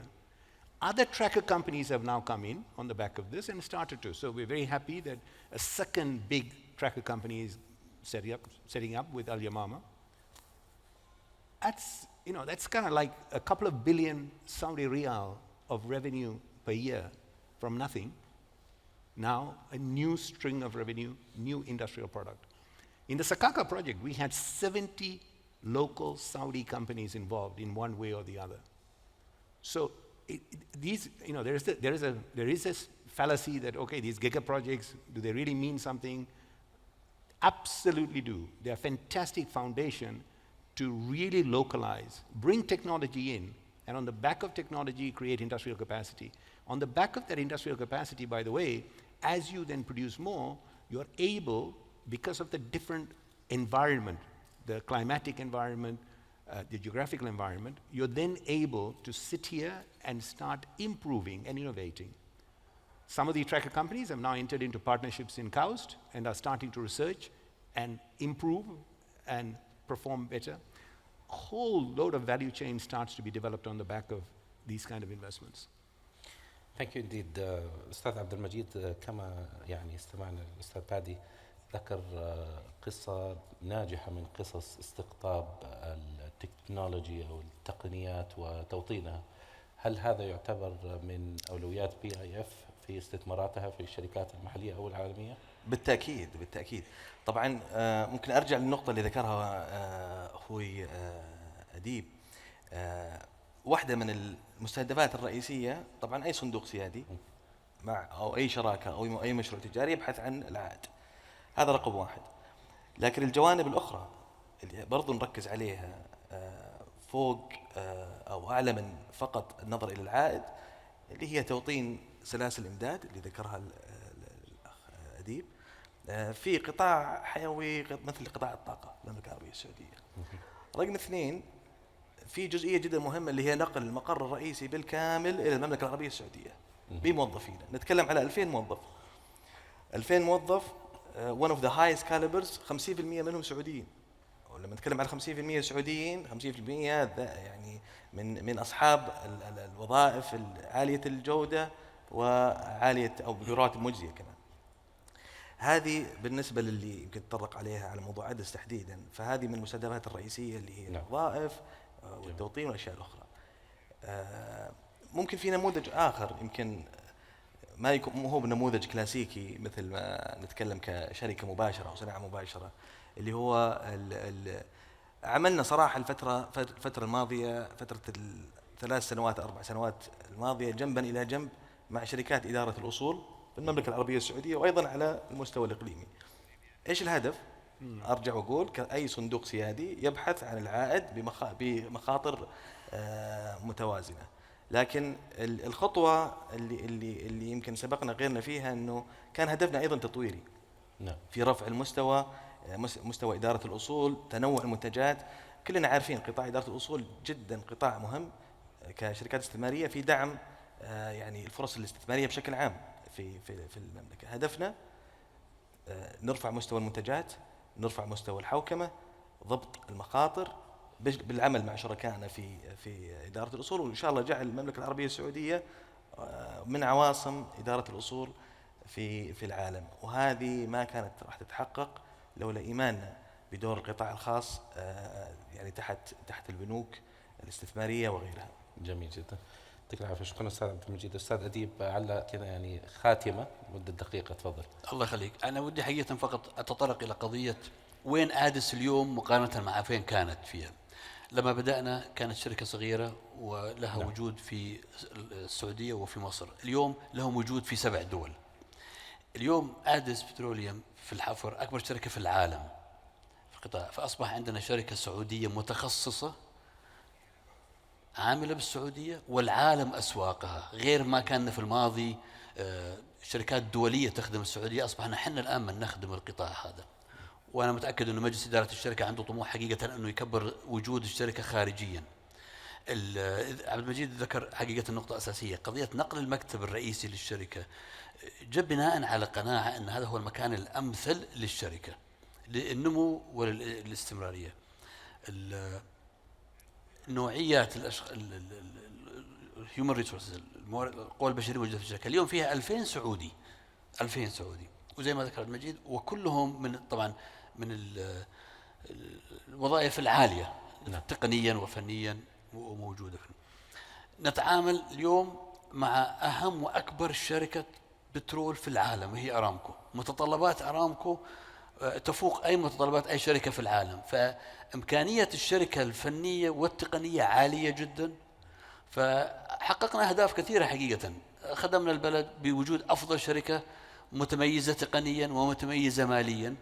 طبعا ما زالت أمامنا طريق طويل حقيقة لتنمية الشركة، بس إلى الآن والحمد لله وصلنا إلى مراحل حقيقة ما كنا نعتقد أن رح نوصل لها بالفترة القصيرة هذه، بس الحمد لله تمت. الحمد لله. الحمد لله. الله يعطيكم العافية. إذا باسمكم أشكر المتحدثين، يعني شكرا جزيلا على هذه المشاركة والنماذج اللي قدمت، نماذج نفخر بها، ودور PIF دور فاعل في تمكين ودور شريك نجاح، ونتطلع للمزيد من النجاحات، وشكرا جزيلا. شكرا جزيلا.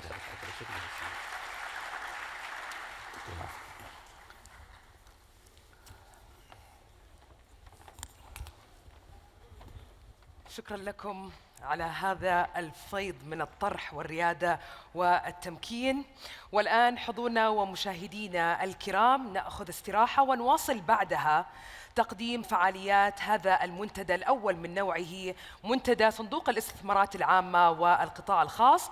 وننوه للحضور الكرام إلى أن هناك معرضاً مصاحباً للمنتدى يضم أجنحة لأكثر من 50 شركة تابعة لصندوق الاستثمارات العامة، وممثلو الشركات سيستعرضون لكم برامج الصندوق التي تهدف إلى تمكين القطاع الخاص، وأيضاً إتاحة الفرصة للموردين الراغبين في التسجيل مع شركات الصندوق. ونضيف أيضاً أنه سيتم الإعلان عن العديد من الشراكات الرئيسية التي تهدف إلى تمكين هذا القطاع وهو القطاع الخاص، كما سيتم عقد العديد من ورش العمل ابتداء من الساعة 1 في القاعة نفسها.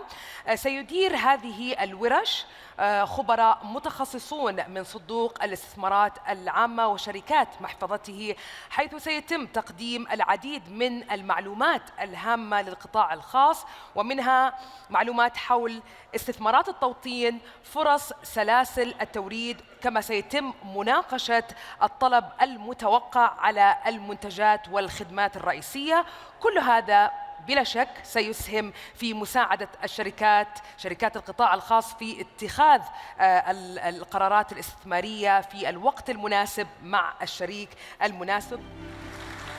Gentlemen, thank you for joining us in today's session. In the next hour, we will take you through the automotive sector, the PIF plans. We'll have an overview of Vision 2030 focus on automotive, and we'll also present a couple of investment opportunities for the private sector. After the presentation, we'll be joined with a panel discussion from OEMs, the PIF, and a couple of government stakeholders. Then we'll open it for Q&A towards the end of the hour. So today we'll take you very quickly over 2030 vision and the PIF plans to activate the automotive sector and the initiatives that the PIF has took forward. Obviously, automotive sector is one of the key focus sectors for Vision 2030. The 2030 vision names automotive mobility as one of the key sectors that will help transform our economy and help us achieve the diversified economy objective. The PIF has announced a couple of projects, Lucid, SEER, to help us achieve that particular objectives. Those OEMs will have the task of establishing a sustainable manufacturing base for the private sector to be crowded in and invest. So out of the 2 OEM projects, obviously there is going to be tremendous opportunities for the private sector to invest alongside the OEMs through the value chain of the OEMs manufacturing electric vehicles. We'll present later through this presentation a couple of these opportunities. I will give you a sample. Obviously, these opportunities are being published through the PIF portal, through Invest Saudi, and we'll be sitting at the booth just outside these doors to answer any questions. So, 2030 Vision, as I said, has a strategic objective to diversify the economy and to create a sustainable automotive sector. At the same time, the National Industrial Strategy also has a focus on automotive sector and plans to have 2 to 4 original equipment manufacturers, OEM, or car manufacturers to be localized in the kingdom. So the plans until 2035, which we expect the steady state to happen, is to produce around 400,000 vehicles locally. This is a tremendous opportunity. It's a great opportunity for the private sector, for investors, to join this investment wave, if I may say. So we have a mandate to localize a huge part of the bill of material of automotive or electric vehicles here locally. At the beginning, we'll start with a target of 30% localization target. We'll move towards 35% localization target, and eventually, we target the 60% local content towards the steady state. So why investing in automotive sector or electric vehicles? The Kingdom of Saudi Arabia has a very active support system around that actually helps investors set up shop here locally. These incentives or support systems or products are being presented by various government entities. So you can go approach these government entities to help you set up shop to localize these components. So let's take a very quick overview of these investment opportunities. So I'll just walk very quickly over that list. The entire list with details would be available online, published for you guys to basically go through them. But basically what we've done is identified hundreds of components of electric vehicles, whether it's tier 1, tier 2, tier 3, up to the raw material of electric vehicles. And we invite the private sector, we invite interested investors to join us and join OEMs in activating this sector. Obviously, the task of creating a sustainable automotive sector needs to have, we need the work of both the PIF, OEMs, the private sector to work together in order to achieve that objective. So we'll take a deeper dive on one of the investment opportunities, just for you guys to be familiar with the way we structure these. So let's take cables for high voltage, low voltage electric vehicles, and to be used in the wiring harness for electric vehicles. So basically, we'll start with the deal overview or the investment opportunity overview. We have a focus to manufacture electric vehicles here locally in 2025, and we require this component to be localized here in the kingdom. So the investment merit is, and the good thing is the suppliers, the tier 1 suppliers for the wiring harness need to be located or co-located very close to the OEMs. Tier 2 suppliers, which is what this opportunity represents, also needs to be located very close to the tier 1 suppliers. So that gives an advantage to whoever is interested to take this opportunity, invest alongside OEMs. We've done some very high-level financial analysis for each particular opportunity. We've done also some return analysis, and we've identified multiple potential partners, technology partners. So some of these components would require know-how, would require technical partners to work with the tier 1 suppliers, tier 2 suppliers, with OEMs. So we've done some work on that, and we'll be more than happy to supply this information to the interested investors. So this is just additional details, what type of cables, and some additional, I mean, the positioning of this component throughout the value chain. This is the manufacturing process, what we anticipate is going to be required, raw material, know-how, and again, that's very high-level financial analysis of the returns of this investment opportunity. With that said, I think we'll move right now to the discussion panel. If there is any questions that anyone wants to answer, we'll have a Q&A towards the end of the discussion panel.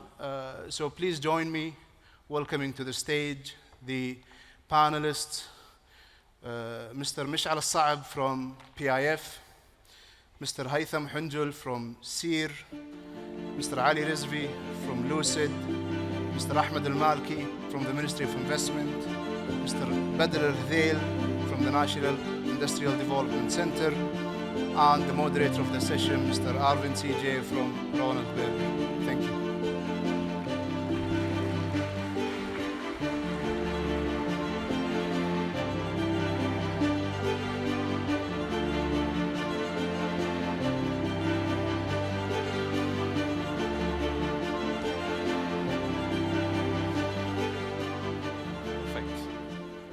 Good afternoon, ladies and gentlemen. Welcome to this panel discussion on the automotive investment opportunities. It's actually a pleasure for me to be among these gentlemen, having worked with them for quite a few years now. And one thing which I can say for sure is that we share one, let's say, particular piece, which is around the passion for automotive and developing this ecosystem in the kingdom. With that, let me open up the discussion. Mish'al, we all know that PIF is an integral part for realizing the Vision 2030 objectives. And being the investment powerhouse with several investment teams kind of pushing forward with massive investments, how do you see the automotive sectors, and what are the initiatives which you have undertaken? Thank you, Arvind. Happy to be here. The automotive sector is actually one of PIF's 13 priority sectors, and a key driver to the country's aspiration to building a large and robust industrial sector. But also, as you know, the automotive sector is also fairly new in the kingdom. So PIF had to invest heavily in this sector by anchoring and setting up OEMs to help catalyze and also encourage the development of the broader automotive ecosystem. Some of those notable investments that we also heard is the international investment of Lucid and its subsequent manufacturing facility that's now being built in Cake, the creation of the first national automotive brand in the kingdom, SEER. I don't want to take a lot from their thunder. I'm sure they're going to be talking heavily on this topic. But also, more than just investing directly in the sector, PIF is working heavily with its key partners in the government to execute initiatives that would help enable the ecosystem and build a more robust sector. Some of those initiatives include the development and the upskilling of the local talent, and also required for both the OEMs and also their suppliers, enabling technology, research and development, and also enabling the development of the overall local supplier spaces in the kingdom. Perfect. Thank you, Mish'al. Thank you for that overview. And today we also have two of the projects which you just now mentioned, I mean like OEMs. Maybe I'll start with Haytham from SEER.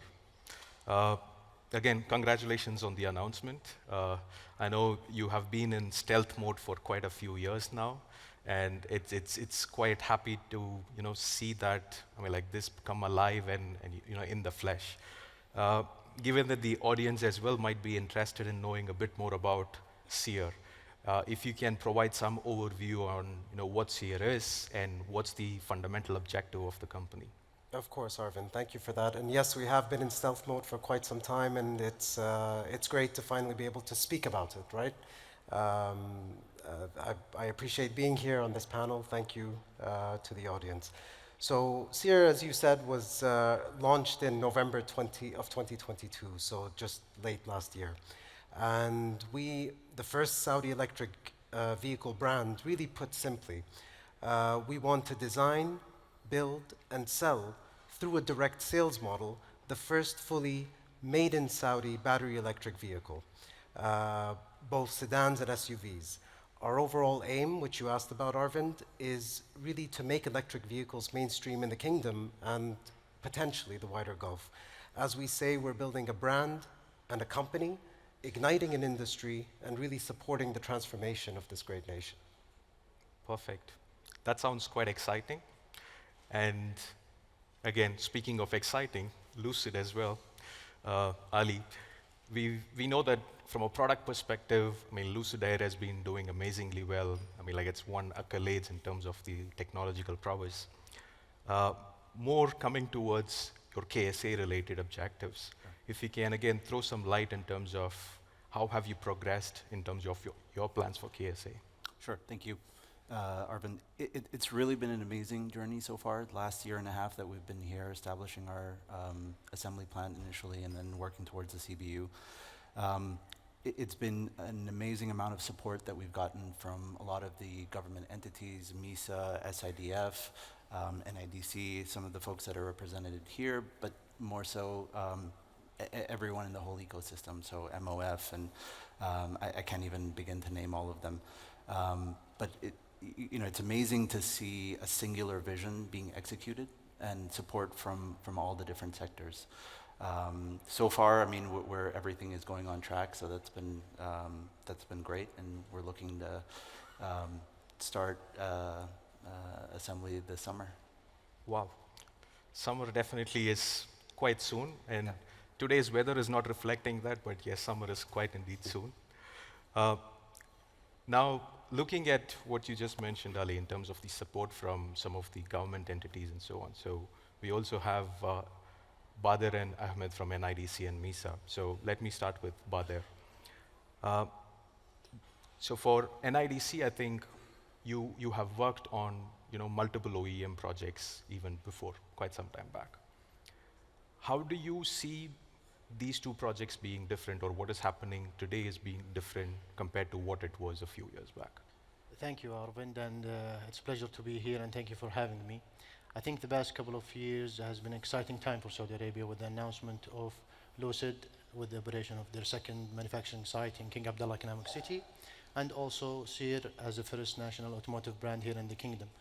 There is a lot of support in terms of central government backing up this manufacturing, and definitely PIF has been the main driver for immediate investment in full-scale manufacturing projects. Today, there is a lot of companies and OEM have been approached the kingdom in order for them looking forward as the kingdom for the future manufacturing hub of automotive. Today, we are not in planning or attraction phase. We are currently executing these projects with confirmed production targets and timeline.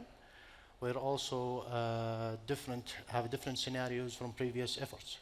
Today, we have a dedicated team, several government entities working together as an aligned vision and strategies to execute this project and have a structured approach to assess ongoing projects and making sure that we select the right partner to work with rather than chasing up the first comer similar to previous effort. Perfect, yes. I think what you mentioned in terms of the collaborative efforts which are ongoing, that's definitely something which I have seen personally. And again, towards MISA, MISA, of course, is one of the key collaborators across these particular projects. So more from an FDI perspective, what is that you have been seeing in the last, let's say, year or so, like post the announcement of Lucid and SEER? Great. Thank you very much, Arvind. Pleasure to be here. Regarding the investments, I would maybe start before, so I will go with the recent changes that the government has been doing. Currently today we have started a structural reform within the government that is helping to change the composition of the economy within the KSA, which enabled to create an attractive environment, whether we're talking about business environment, FDI attraction, and so on, that enabled all government entities to work together to bring so many investments in the promising sectors, including the automotive. We have started with Lucid, and then we have the National Automotive Company, SEER, and then we will, we have today multiple companies in the pipeline, whether we're talking about OEMs or Tier 1 and Tier 2 suppliers. So we will see an expansion actually from here, going down to the Tier 1 and Tier 2, also including lithium-ion batteries. Perfect. Thank you, Ahmed. And I think what you touched upon in terms of the kind of unlocking effect from an ecosystem perspective, where we are going to be seeing more and more of, let's say, suppliers kind of getting in, and that's what Salam also presented earlier today. Correct. Maybe on that note, going back to Haytham, given that your objective is also about igniting this ecosystem locally, how do you see this supplier landscape develop in KSA, and what are fundamentally the areas where you would want the private sector to be, kind of taking the lead on? Of course, thank you, Arvind. And like it was mentioned by my colleagues, it does take various entities to come together to bring this home and bring this together, the coordination to happen effectively. So really, the growth of a Saudi automotive industry will generate opportunities across a wide range of sectors, from light and heavy industries that provide minerals, as was mentioned by Ahmed, for EV batteries, or the plastics and metals for bodywork and trim, to the tech-focused sectors that really supply the components for the onboard systems of the vehicles.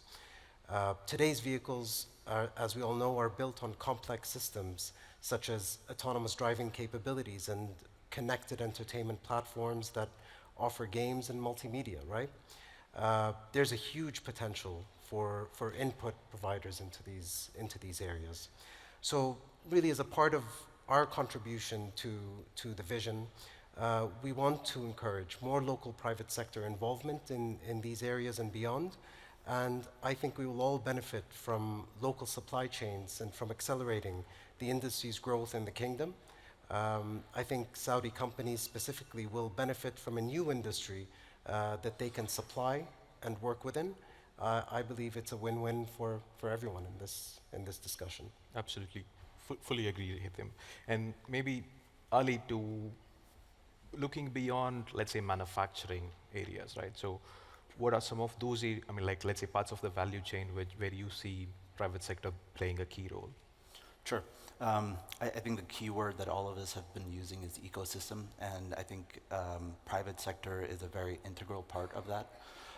So I think beyond even manufacturing, I think there's a lot of opportunities for the private sector, everything from, we're going to a new charging system with EVs, so the whole charging infrastructure needs to be built out. There's other areas such as real estate or the digitization of infrastructure. So a lot of that, we're talking about new opportunities, new business models, and it's really open. I mean, we're more than excited to work with the private sector on new ways of approaching this issue. Thank you. And I know that there might be some questions in terms of how to work with the OEMs and kind of targeting the rest of the value chain. So towards the end of the session, we will have around 10 to 15 minutes for Q&A from the audience, but maybe let me finish my part of the questioning with the panelists over here. In terms of looking at what Ali and Haytham just mentioned, right? So there are a lot of opportunities which are present for the private sector to kind of enter. At the same time, automotive sector, at least from a manufacturing angle, is quite nascent. So from that particular viewpoint, how does the government intend to support these particular investments or the investors themselves? Great. Thank you, Arvind. So maybe going back to the answer of the first question, which is the major reforms that has been done by the government to enable the business climate and investment climate within the country that is enabling the promising industries like automotive. So today we have multiple programs under the National Investment Strategy. So for example, we have the National Deal Flow Committee. The aim of the committee is to create investment opportunity and vet them and make sure they are in line and hitting national goals. And based on that, we do publish them on Invest Saudi website. The other tool we have, which is the National Investment Committee, which is chaired by the Minister of Investment and members from multiple ministries. So the goal of the National Incentives Committee is to incentivize projects that are hitting national goals, but at the same time they have strategic sense and strategic depth in them. And based on certain criteria and due diligence, some projects do qualify, so we take them project by project basis. And under the National Investment Strategy, we have more than 40 programs and initiatives that is addressing some of the challenges we have on the ground and some of the needs in the private sector, whether we're talking about local, international, or JVs, basically. Understood. Thank you, Ahmed. And maybe towards Badr. So one part is, let's say, the government support related to incentives and so on. Are there also any policy measures or policy interventions which the sector can expect? So thank you, Arvind. I think this is a very important point. So we need to make sure that as you know, the automotive industry is an infant industry here in the kingdom, and part of the enablement and the support is to make sure that there is a foundation of solid policies that can help the private sector and the local manufacturer expand their operation. So to that front, we understand, and this is private and public sector's partnership initiatives, where the automotive industry policy is under constant review to make sure that the local market is sustainable and attractive for local and global investors. And we have several initiatives on that front. I can mention a couple of them. For example, we understand there should be an active trade policies for ease of import, some auto part components and raw material that currently not available in the kingdom, as well as looking into modification of the current tariffs for expanding the export and protecting the local manufacturers. On the same line, there are several free trade agreements that are currently being negotiated with several countries to open new markets for emerging markets and to, again, support the local manufacturers by leveraging these trade agreements with targeted markets. There is also another concept, which is the local gross value add. We have today several agreements or international agreements, for example, GAFTA, where we aim, as part of the whole automotive development plan in the kingdom, to reach a 40% LGVA, which is required to export duty-free to these markets, mainly GCC and GAFTA region. We can also expect some changes or some initiatives in the electrification and EV adoption, as mentioned by our colleague here, to support the whole adoption for EVs in terms of infrastructure, charging station, and what have you. And it's definitely a joint effort, co-developed jointly with the private sector and the government to make sure that there is a sustainable program here in the kingdom. Perfect. So we've heard from the OEMs that, look, there is a lot of avenues for the private sector to engage with us. There are a lot of opportunities across the value chain which, let's say, you can move into. And from both Badr and Ahmed, we also heard that, look, there is sufficient support. You guys come up to us. We are more than happy to support on that particular front. So maybe coming back to Michelle on that particular point, I know this particular, let's say, forum is just the start of it. How do you plan to engage with the private sector going forward? And maybe that is also a question which I'll come back to maybe Ahmed and Badr on, please. Sure, and I'm glad you asked this question. We're actually approaching this very important topic, the private sector engagement, and this is only the beginning, by two main mechanisms. One is a top-down approach where our board of directors recently approved PIF's local content and supplier development program policies, which would enable and encourage our portfolio companies to increase their local spend and work directly with the private sector to increase their supply chain. Second is more of a bottom-up approach where we work directly with our portfolio companies and engage with them one-on-one to see how they can benefit more from the private sector as both an investor and a supplier. And also in parallel to these two mechanisms, we're also identifying and sourcing, similar to what we saw in the presentation earlier, attractive investment opportunities to the private sectors in both Tier 1, Tier 2, and even in the service industry. To, again, and this is all in the automotive and the mobility sector, where private sector can become a supplier to our OEMs. We've had numerous engagements, for example, with the Federation of the Saudi Chambers and also one-on-one with private investors. And also last but not least, and this is very important, is that we just launched the private sector hub on PIF website, which has several investment opportunities, both in the automotive sector and also in other sectors. And I encourage all the investors here with us today and all the private sector to take advantage of this platform, and our team will stand ready to help and also engage on those opportunities on one-on-one engagement with investors. Sounds good. And maybe a very similar question for Badr and Ahmed. So in terms of looking at the private sector engagement, right? So it's good to hear that from PIF there is a platform which is already available. But even looking beyond that in terms of engaging with the ministry also in some of these aspects, how should they approach that part? Well, so for the private sector, currently today we have Invest Saudi platform. So the Invest Saudi platform, it has, constantly being updated with new opportunities. Some of them are, small, some of them they're big, in multiple sectors, not just only for automotive.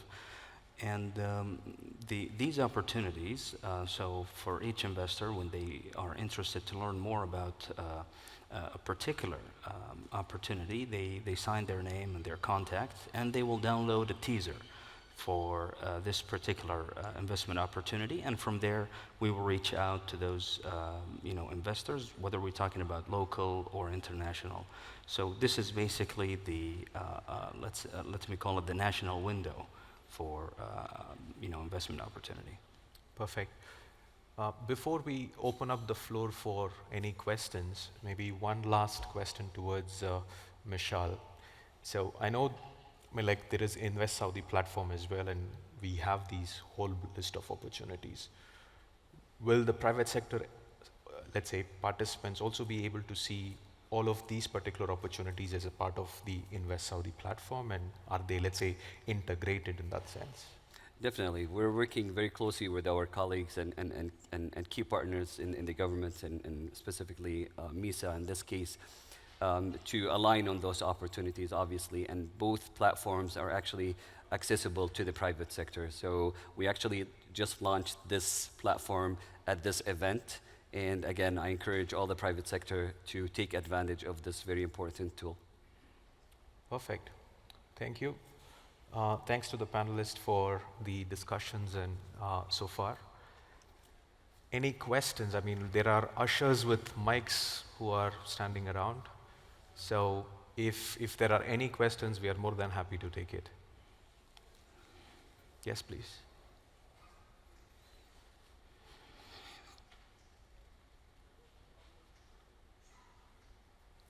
Okay. Yes, I think we have one over there.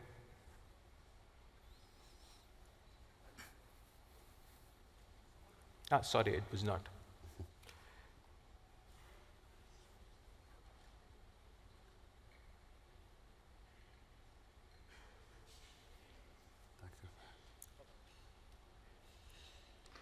Assalamu alaikum. Thank you very much. We're so happy about the PIF who take initiatives and transfer Saudi Arabia to automotive industry. We are a group of the tier one supplier, even local company, and we have also international company to base here in Saudi Arabia, and we are encouraging all our partners. My question to Sir and Lucid. We know Saudi Arabia, we are not automotive industry before, and there is most of the tier one or company manufacturing, all they manufacture aftermarket. In order to go to the genuine or to OEM, there is a lot of investment required in terms of quality. Is Sir or Lucid, in order to work with them, are you providing offtake from the beginning now to invest? Because the tier one supplier, even our partner, we have to invest in terms of quality, transfer the IPs and so on. Is the offtake agreement or offtake for all these products? Because you know, in order to invest, we have to produce the big volume, because the volume go to the economy scale, and we provide very good quality, very good price. Are you going to provide this offtake to work with you to understand how can we engage and invest in the, I call it journey, because the commitment of automotive as a journey, not the short term, it's a long term commitment. This is, I think, very important for us as local company in Saudi Arabia. Thank you very much. Thank you for that question. Go ahead. Between Haitham and Ali. Thank you, and that is a very good question. And of course, we will try to support to the fullest extent to really manage local supplier development as well, and aligning them with our quality standards. Absolutely. So this will be, like you mentioned, part of the journey, and we are constantly looking for local support to be able to take that journey forward with local suppliers. Absolutely.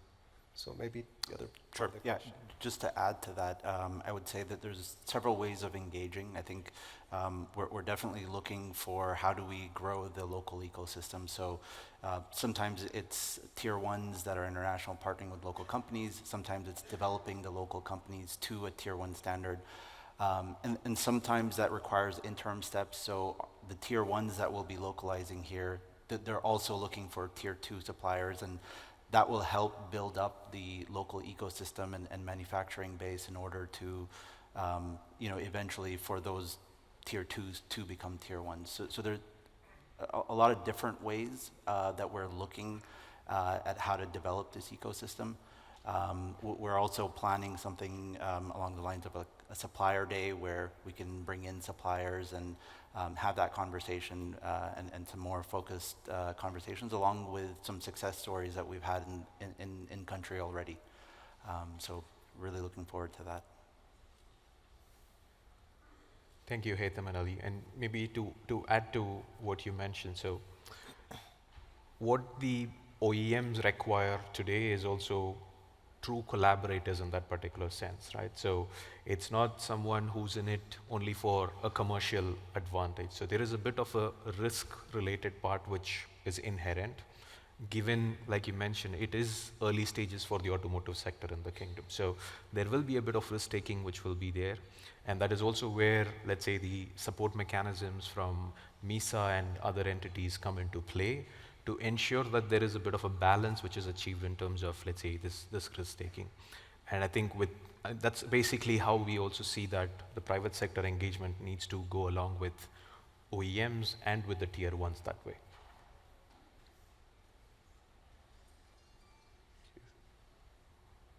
Perfect. Any further questions from the audience? I think there is one.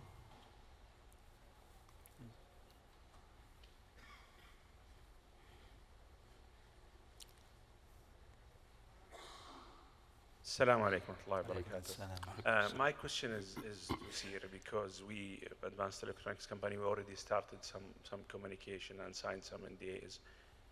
I'm interested to know exactly when Sir is going to be ready for the supplier qualifications. This is a very important step, and we need to know, can we start from now, or we need to wait some time before we start these discussions? If I'm right, the question was around when are the two OEMs going to be ready or looking for the supplier qualification side of things, right? Yes. Yeah. Thank you for that.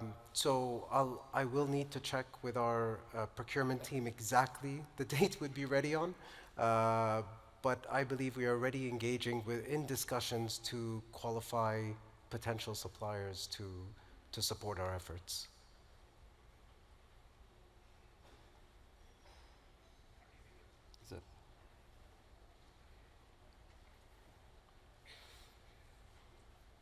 I thought Sir is planning to sell the first one in 2025. Correct. Is there any change in the plan, or I think the schedule is becoming more tight?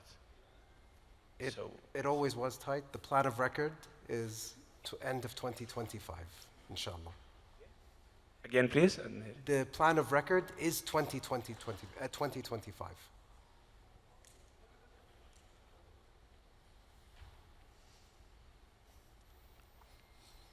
Hello. Thank you for this great gathering. This is Reem Al-Ammari, the owner of the Extraordinary Golf Carts. We are a low-speed electric vehicles Saudi local company, and we are already an authorized vendor, and we supplied for multi-projects for the RITSI as for the PIF as RITSI as safe security. And we are now starting the factory process, and we are expecting to have the factory first line by 2024, inshallah. So I would like to ask, as a low-speed electric vehicle, and we are in the factory process, how can we engage more? How can we cooperate more? Or either with SEER as a Saudi factory electric vehicles project, or Lucid, or what else, or how can we start? I guess a whole lot of questions towards Lucid. I mean, I'll take a first crack at it, and my colleagues, I think, will. Thank you for the question. I think it's a great initiative from your side. Few things that just come to my mind, and there are a lot of collaboration efforts that we can engage with, whether as an OEM or as a company and a brand, or as a supplier as well. So one thing is that we can also aggregate and look at the technical skills required for the development and establishment of your of the brand, of the vehicle manufacturing and all the details of it, the let's say the vocational training required, and then what we do is that we aggregate and we look at all of these technical skill sets required, so that we make sure that there is a well and qualified talent pool that would serve your requirements as an OEM now. The second is by so many efforts that we're doing now with regards to technology, product development, and also on a design studio, and also research and development, proving ground. All of those things are efforts that we're working on that we can definitely work around. Again, it's all about the ecosystem. What you hear today is all ecosystem.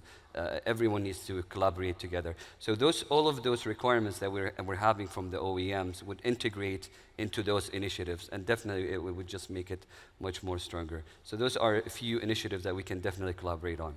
I'll leave the floor for my colleagues for. Inshallah, I think you've said it all. The first row. He's coming.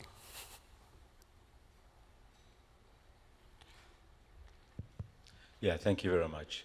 We are so, first of all, let me just express that we are so happy and proud, really, for the PIF that introducing the automotive and mobility among the Lucid as well the SEER.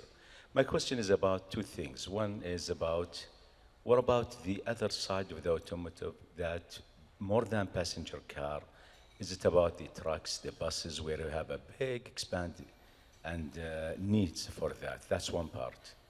And if it is, when it should be as a second phase. The second one is about the fuel itself. We know that we are moving through this lucid or sear among the electrifications through the electric. And we know the big challenges of the electric battery capacity, that it couldn't be durable maybe for the commercials as the trucks and buses. So how do you look at it from one side? The second is about the fuel, the hydrogen fuel cell. Is it there in mind that in your line you might come later when it became very mature and reasonable to be something could pass even the electrification? That's my two questions. Thank you. Perfect. I think that was a brilliant question. Maybe I'll point this out towards Badr, maybe on the first part of the question, more around the commercial vehicle side of things. Thanks so much for the question. I think this is very important segments. And definitely we're not only looking into localizing the passenger vehicle. Part of the national industrial strategy is also to compete in latest technologies. In commercial trucks, we currently have 4 OEMs producing assembly trucks for heavy and medium duty trucks. We are also looking to expanding this operation, and we encourage the private sector or the local players to come forth to increase the volume that is currently being provided by these manufacturers. Our segments are not only focused on OEM, but also on other value chain components of automotive industries. For example, tier 2, tier 3, or even tier 1, we can collaborate with the local players as well. So we're not only focused on passenger vehicles, any other automotive components or powertrain, we are more than happy to support your operation. Perfect. And if you can also take the second question on the hydrogen fuel cell, and then I'll maybe touch upon Ahmed's viewpoints as well. By all means. I think in terms of the roadmap for localizing and, as I mentioned, competing in latest technologies, there are several disruptions in the automotive sector as we speak right now. Previously in the internal combustion engine, today we are seeing 2 OEMs focusing on battery electric vehicle. There are several technologies being developed as we speak, and hopefully in the future we're looking into looking at fuel cell commercial trucks based on commercial viabilities and the demand at that stage. And I think we are open-minded to all investment opportunities in the automotive value chain, and we're happy to discuss further if required. Thank you, Badr. And Ahmed, maybe on the hydrogen-related part, are you seeing any investor activity more from, let's say, FDI perspective? Well, regarding the fuel cells, basically the Kingdom of Saudi Arabia is working very, let's say, proactively in the fuel cell front. So today, for example, if we look at the passenger vehicles, we have limited availability. So we have Toyota, we have Hyundai, as a global, let's say, front runners in the fuel cell passenger vehicles. But we do recognize that there are, some double digits growth in terms of the trucks and heavy and medium size. And as my colleague Badr mentioned, we're open. We're ready to receive any inquiry, and we're here to help. Definitely today, we don't have the infrastructure ready to receive these trucks or fuel cells, but it's definitely part of the aspiration and part of our goals to be there. Thank you, Ahmed. Thank you. And with that, maybe we have time for one more question. I think in the second row over here.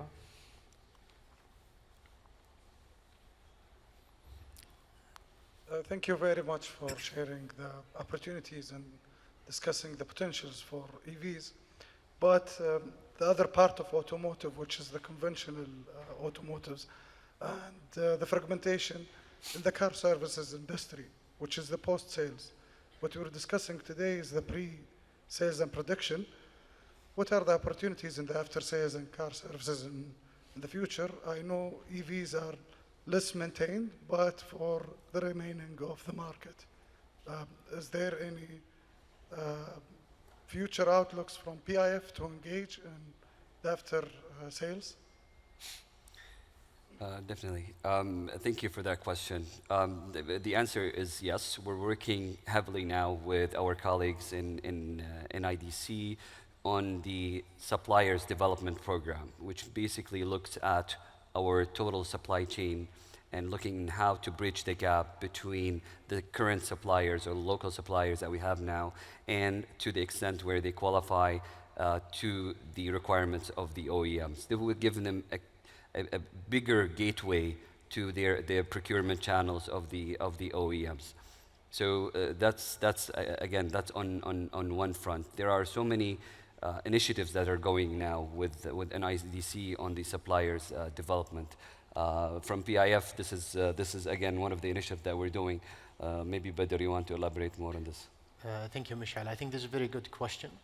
I will answer it in twofold. The first one is when we talk about PEV and the localization roadmap, we're talking about the common parts and components that is shared among the powertrain.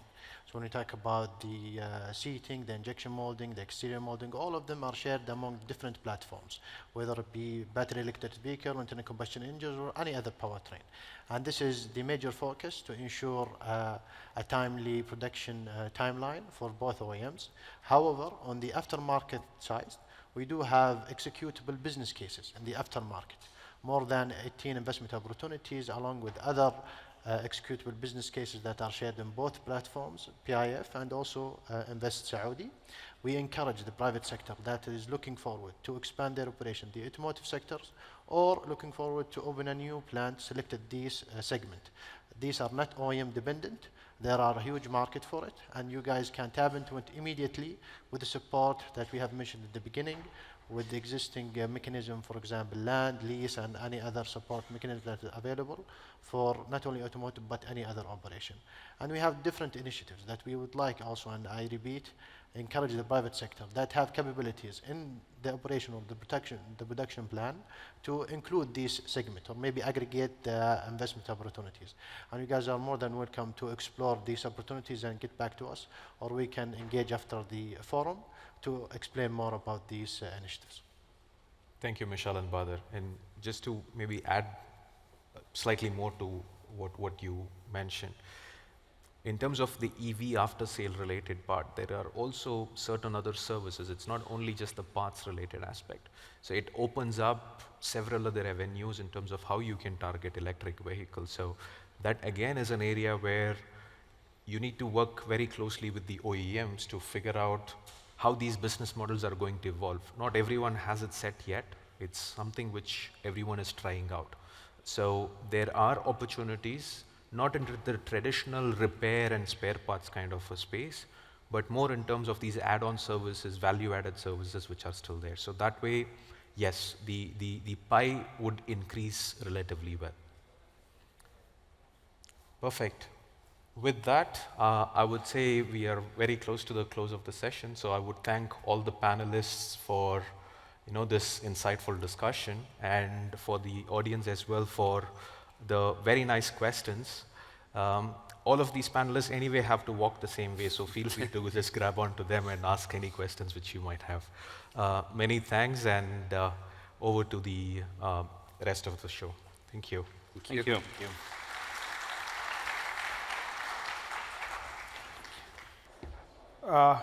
Thank you everyone for joining us for demand signaling for construction building material sector. It's really good to see some of the familiar faces, and looking forward to this session. My name is Ahmed Al-Shingiti, and I'm the head of national programs for the real estate infrastructure sector, part of the National Development Division. So what we would like to do in this session today is three things. Number one is to give you an overview of what the real estate portfolio for PIF look like in the next 10 years. Number two is to share with you some investment opportunities in the value chain of the real estate sector. And number three, and the most important thing actually, to hear you out and answer any question that you might have. So as you know, in the vision of our kingdom, vision for 2030, we have three overarching objectives. Number one is to create a vibrant society, a thriving economy, and an ambitious nature. And these three overarching objectives are actually backed up by huge commitment on investment from the government and from the PIF to achieve specific KPIs that will create this economy thriving. And one of these KPI by 2030 is to increase the private sector participation in the GDP from 40% to 65%. And as you know, PIF is the economic and investment engine of the vision. And the real estate investment is the core part and core pillar of PIF strategy and investment for the next 10 years. And why do we invest in the real estate? Number one is to enhance the quality of the Saudi citizens, which directly contribute to the three objectives of the vision: vibrant society, ambitious nation, and thriving economy. Number two is not about what we build, it's also how we build it. So we're trying to not to uplift the standard of the assets, but also to uplift the standard on how we build our assets by instilling design and construction best practices. And also reinforce our strategic partnerships with local and international partners. And throughout, as we build our asset, we'd like to foster innovation and, of course, develop the local supply chain for real estate sector. In our portfolio right now, as a PIF real estate, we have more than 40 projects and companies. And when I say projects, NEOM is one project. And you can imagine how many projects in reality are under NEOM, hundreds of projects. This project will constitute around $1 trillion of CapEx investment for the next 10 years, or 3.7 trillion riyal of investment over the next 3 years. And also to put things into context, Saudi GDP, alhamdulillah, for the last year, 2022, we were able to pass that 1 trillion riyal GDP. So this is almost equivalent of the record GDP we had in Saudi for the last year. Some of these projects are flagship projects that you are all familiar with. NEOM. NEOM is, we're developing a land size of similar to the size of a country. It's Belgium, it's similar to Belgium. Diriyah Gate, our latest comer and joiner of PIF Giga project. Qiddiya, which is a huge entertainment city we are building near Riyadh, and it's equivalent to the 2x of the biggest entertainment city of Disneyland. And also we have Ritzy, which is all of you are familiar with, but Ritzy Global actually, they are now not only focusing on the current phase of the Ritzy, they are focusing on developing the whole shore of the Ritzy. Roshan is one of the Giga projects to uplift the standards of community and residential building in Saudi, which we plan to build more than 500,000 residential units in the next 10 years, or 8 to 10 years. And also there are projects that are also within our portfolio, and they are not, maybe not known to everyone, but we have Saudi Downtown, which was announced lately, to develop downtowns of 13 cities across the kingdom. We have the RIG, which is a tourist destination offshore of the eastern province. CAFT, which everyone knows, it's the business district in Saudi, in Riyadh. There is a huge plans also to expand CAFT to capture the opportunity for the business and office development in Riyadh. Suda and Ru'al Medina both are the backbone of the touristic development in the city of the region of Asir and the region of Medina. Collectively, these assets plus the other assets that total to more than 40 project and development companies will be building for the next 8 years, more than 1.2 million residential units. And just to put these numbers into context, to see how massive these numbers are, 1.2 million residential unit is equivalent of the residential stock that exists today in Riyadh. So it's massive. And I'm going to do the same across all these assets. Hospitality, we are building across the kingdom 250,000 of keys, which is equivalent to 15 times what exists today in Riyadh. In the office and retail, we're also building a huge asset there. For office, we're building more than 7 million square meter of GLA, which is equivalent to 2 times what exists today in Riyadh. In retail, we are building more than around 12 million square meter of GLA, which is also equivalent to 3 times what exists today in Riyadh. So the main message of this page, the one takeaway, we are building huge number of assets across the kingdom. And these numbers are significant by all means, and they are important. And why they are significant? Because we as a kingdom started from a low baseline. So we're trying to catch up to the ambitions that we have in our vision. So as we are building these assets, we as a PIF has undertaken multiple initiatives. So number one, what we are doing to the real estate, we are developing new companies and promoting existing real estate companies. We are promoting best practices for the real estate sector. But also we are enhancing localization and supply chain by securing our supply chains. Since we are building so much in the real estate, there is a need for us to proactively think about supply chain security. But the most important thing, I think, for the private sector is we are driving localization.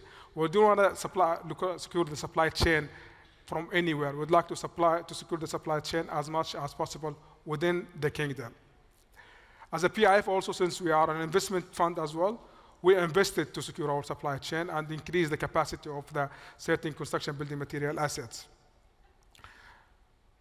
So we are doing a lot, but we are doing it not only for our project. We are not the only one who will be building for the next 10 years.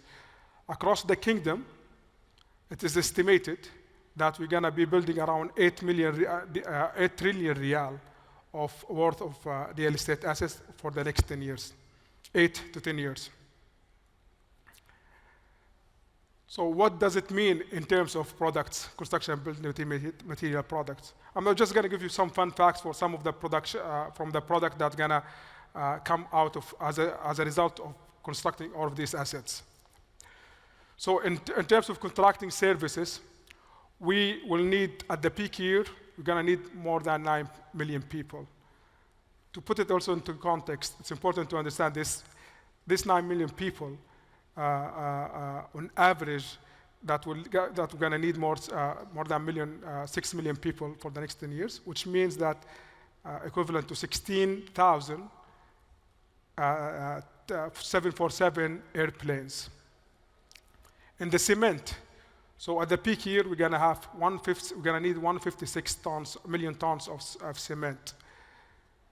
That can fit into 5 trains that are back-to-back driving throughout the globe.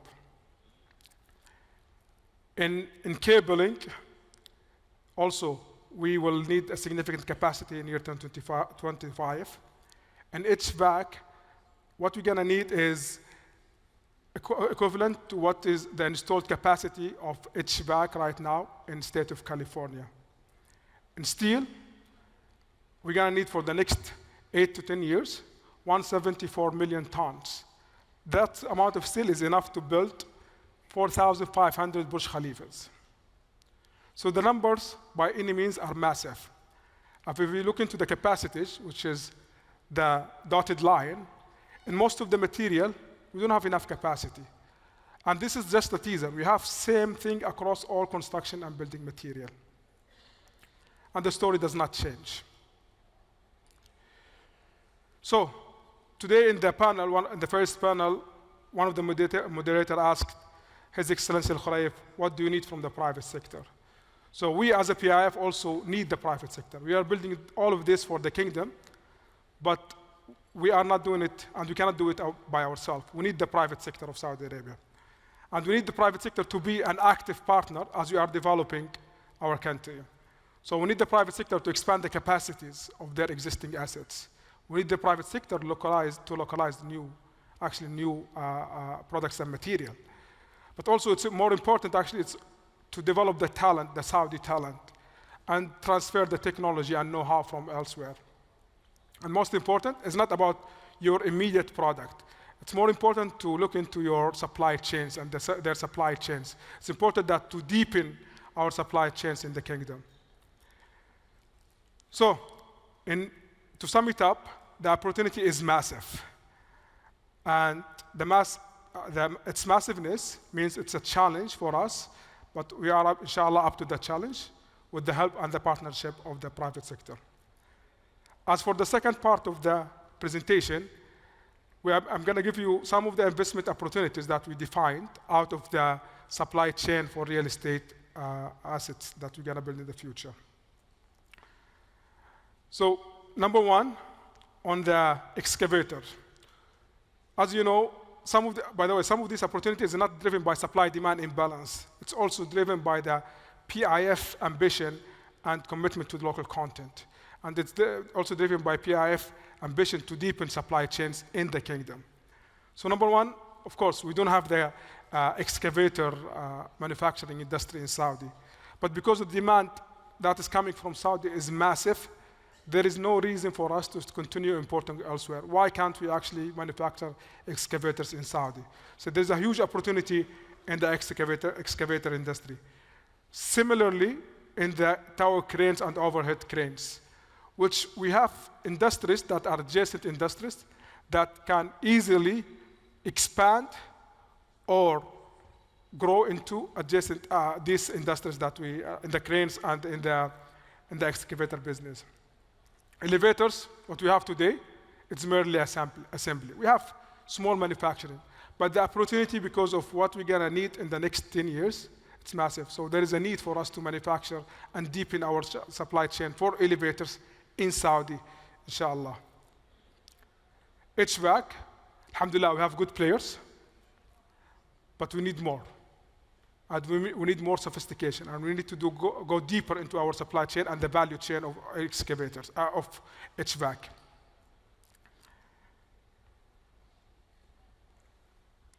So, the opportunity we have here on the concrete blocks is driven not by supply-demand imbalance. It's driven by the desire to and the opportunity to actually uplift the industry.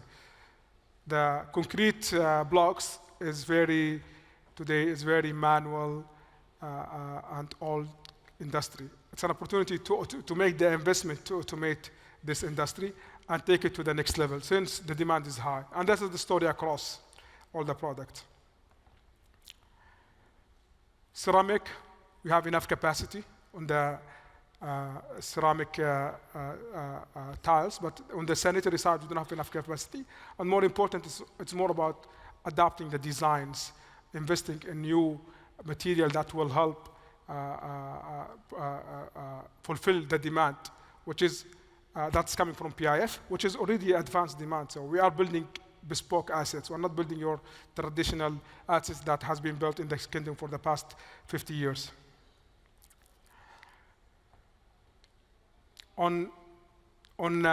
Maybe opportunity number 2 is more important actually. It's one of the most important and strategic initiative of PIF is moving from on-site to off-site, modular.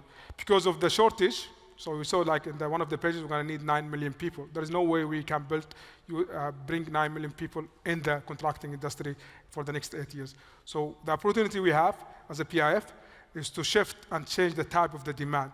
So instead of making it heavy on the manual, why can't we actually move it and make it off-site, change the industry, transform the contracting industry? There will still be a need for contractors. But because of the demand, there is a need also to change how we build our assets. So modular and off-site manufacturing is a strategic direction of PIF. All of our companies will be building using modular, maximizing the use of modular in their designs. So there is a huge opportunity there. And of course, the story on the contractors. The contractors we have, although we have 117,000 contractors, many of them are very small and medium size. Not all of them are up to standard to work with PIF companies.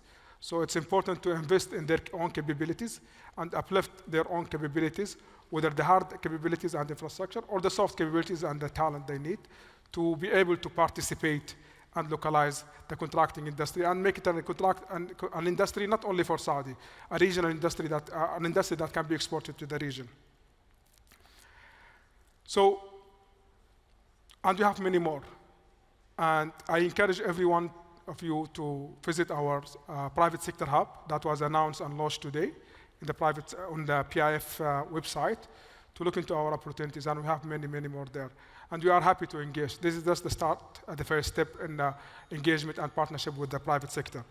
One thing that I want you, if I want you to walk with one thought, is one thing. It's important that to understand that and appreciate that the opportunity is massive. And PIF is committed to build all of these real estate assets because they are the backbone of the vision that we promised to the nation. But we cannot build it without the private sector. So we encourage everyone to help us as we are building this asset and develop on our ambitious agenda of PIF. Thank you so much. So I was told that we need Q&A. So like I said, you have 3 things. I presented 2. The third is yours to ask questions. But before you ask questions, I'm going to ask my colleague Leila Abdelmuminova to join me on stage to help me with the tough questions that you might have. If they are not tough, I try to answer them. Thank you. Leila?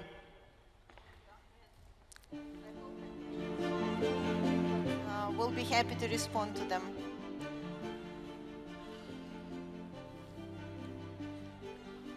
Here, on gentleman here in the beginning. Second Over one. here.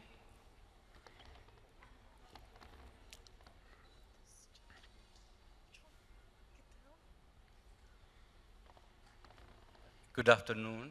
Hussam Ghazi, Al-Bawardi Building Material. In line with localization, local content, my question is how we can influence the initial engineering so that all the materials being used can be localized as much as possible. Thank you. Thank you very much. So the local content growth program that was announced today, as you rightly noticed, aims to localize as much as possible and actually use the opportunity that we're creating through our real estate investments to create solid, competitive, scalable sectors, manufacturing sectors here in the economy. We understand at the same time the challenge is that unfortunately not everything can be localized. There are certain competitive advantages that we possess in the kingdom. There are certain things that we do not have. So we need to try to be selective, localize what we can, attract international manufacturers and suppliers where we cannot. One of the things that I think we need to think about, one day this construction boom will end. What we do not want to happen, we don't want to end up with a lot of unutilized capacity in the kingdom. So what we're trying to achieve in our efforts in working with yourselves, with other private sector partners, suppliers, manufacturers, is to build capabilities here in the kingdom which will be suitable not only for the needs of the Saudi companies and our development companies as well, but capabilities that would allow all of us to be competitive internationally. So we're looking to develop export potential. We're trying to become the global construction hub. There is currently no construction hub globally. Saudi is positioned very, very well to become this global construction hub, which uses advanced materials, more sustainable building practices, new and modern methods of construction. So that is our ambition.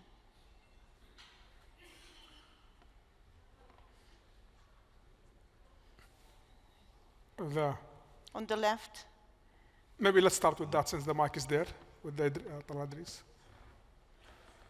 Assalamu alaikum. Alaikum assalam. You partly answered the question. All the curves that you show, 2025 is the peak, 2030 you slow down. And we are in the electrical cable business. There is already, all the suppliers are already applying new equipment that's going to be useless unless we go to exports, as you said. So that is a dilemma that's going to hit a lot of sectors. Everybody will build up to the peak, and then what happens later? And I think you've answered it, but if you can put more light on it, I would be very grateful. Thank you. I'll take this. So, as you rightfully said, our estimation that some of the demand will go down, it's reasonable, but PIF is adding more projects. That's number one. Number two is the local supply chain should not only think about the PIF demand that is coming. We should be able to replace imports for the baseline demand that already exists in Saudi. And also, we should also be thinking in the long term to take this opportunity to jumpstart our export capabilities. So it's all about the exports in the future, import substitution of the baseline demand. You have a mic here, yeah. Assalamu alaikum. Alaikum salam. Khalil Balbay, SAUD Construction Company. I have a question actually. We are a medium to big size construction company which is based in Jeddah area. As Mr. Jerry Todd in the beginning of the forum has mentioned that there will be a boot camp that will prepare and qualified contractor, stakeholder, or whoever to work with PIF. Yeah. When this will start and how we can apply for it, even though if we have 20-year experience, still we have to go through this process, or there is another qualification method that will allow us to enter into the PIF partnership. Thank you. Okay, thank you. So it's true, Mr. Jerry mentioned this morning about the bootcamp for contractors. So we are part as a PIF, we are part of an ecosystem, and we are working with our partners from different government entities or private sector. So we have been working with the Saudi contractor authorities to launch a pre-qualification platform that is only specialized for PIF projects. And as part of this pre-qualification, there will be some prerequisite needed. So that when we engage with our companies, with our PIF DevCos, we found that it's very hard for them to sometimes to deal with the local medium-sized contractors, not because of the technical or the financial, but because there are simple things that it was not required in the past, because the level of sophistication in the past it was not as sophisticated as we have today because of the PIF project. So the basic things like how to put in your bid the environmental impact, the method statement, all of these basic things. Our partnership with this CA, which we signed an MOU with Saudi Contractor Authority, will facilitate these boot camps in the coming months, and they will be announcing that. But the platform itself will be announced shortly, and it is your gateway to have access to PIF projects in the future.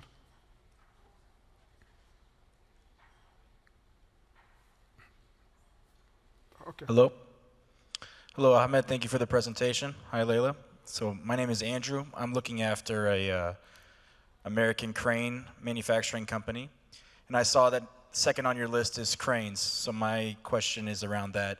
If we were to localize here in Saudi, what is the content to be considered local? And I ask this because to continue to stay competitive in a price-sensitive market, you want to have the lowest price, and my concern is if we localize, our price could be higher, and as a result, the local contractors that you have here will have to make a decision. Do I choose a local supplier that's more expensive than the international supplier? So what assurances can we get that if we do localize, that we can be competitive in the free market? Thank you, Andrew. So first of all, maybe before I answer the specific question that Andrew is asking, when it comes to the methodology of the local content, we follow the same government methodology that was introduced by LCGPA, by the Local Content and Government Procurement Authority. And the reason for that is very simple. We don't want to create double standards in the market. We want our own regulations to be easy to understand by those companies which already comply with the government regulation as well. So what does it mean in practice? What we consider as local content? So there are two factors to consider. Number one, according to the government or LCGPA methodology, is the use of the sector-specific scores or audited local content scores, and this will be one of the requirements that we're putting in our own local content policies, which are currently being adopted by all of the Saudi-based portfolio companies. Another aspect to consider is the certificate of origin. So national products which receive certificate origin here in the kingdom, they will be considered national product, and being that, according to our policy, they will receive up to 10% price preference, adherence to the mandatory list, and so forth. I have to note, though, these preferences, they will be provided only on the basis that the locally manufactured products are in line with our technical requirements. So what we do not want to happen is that a local product receive a preference simply on the basis of the price. First and foremost, you saw examples of some of the projects. We're talking about iconic buildings. We're talking about very unique structures which never been done before in the world. So the quality and adherence to technical specification is what is the most important to us.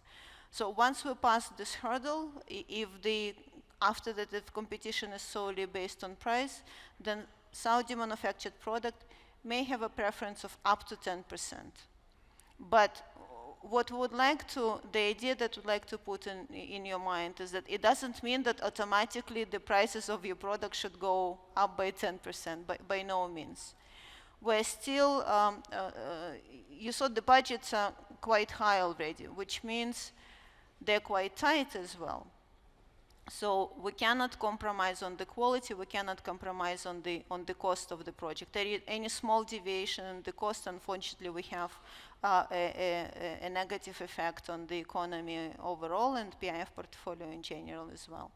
I'm not sure if I answered your question. Maybe I can add as well.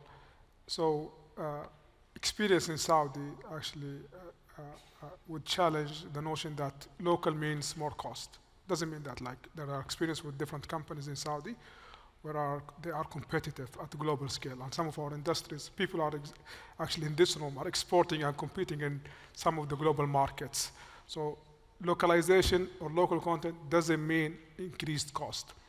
And as for the cranes and any of these products, what we offer as a PIF, and as part of the National Development Division, is we work with the investors to make sure that whatever makes sense to localize, we localize. How can we actually localize while taking everything into account, the cost, the time, the quality of the project, all together. And we can take a phased approach. It doesn't have to be 100% tomorrow. It can be phased. But the takeaway here is that there is a huge push from the PIF and from the leadership of PIF and commitment for localization and local content in PIF projects. Majid.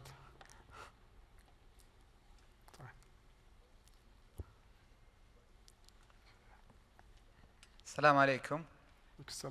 Thank you for the great presentation. Just based, guys, on the significant magnitude and quantities that you just mentioned, touching different industries, and considering, you know, the Saudi green initiatives when it comes to the carbon footprint and the carbon neutrality, as per the pledge being done by the government. So how you're linking this to what's coming from a carbon footprint perspective, and how can you enable or encourage any initiatives by the downstream or the product manufacturers,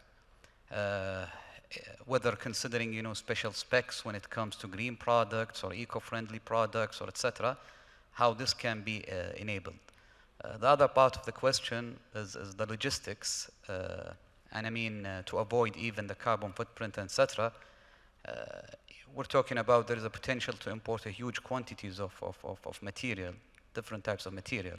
So what's the level of readiness in terms of, you know, the ports and the local logistics to avoid any regular road transportation?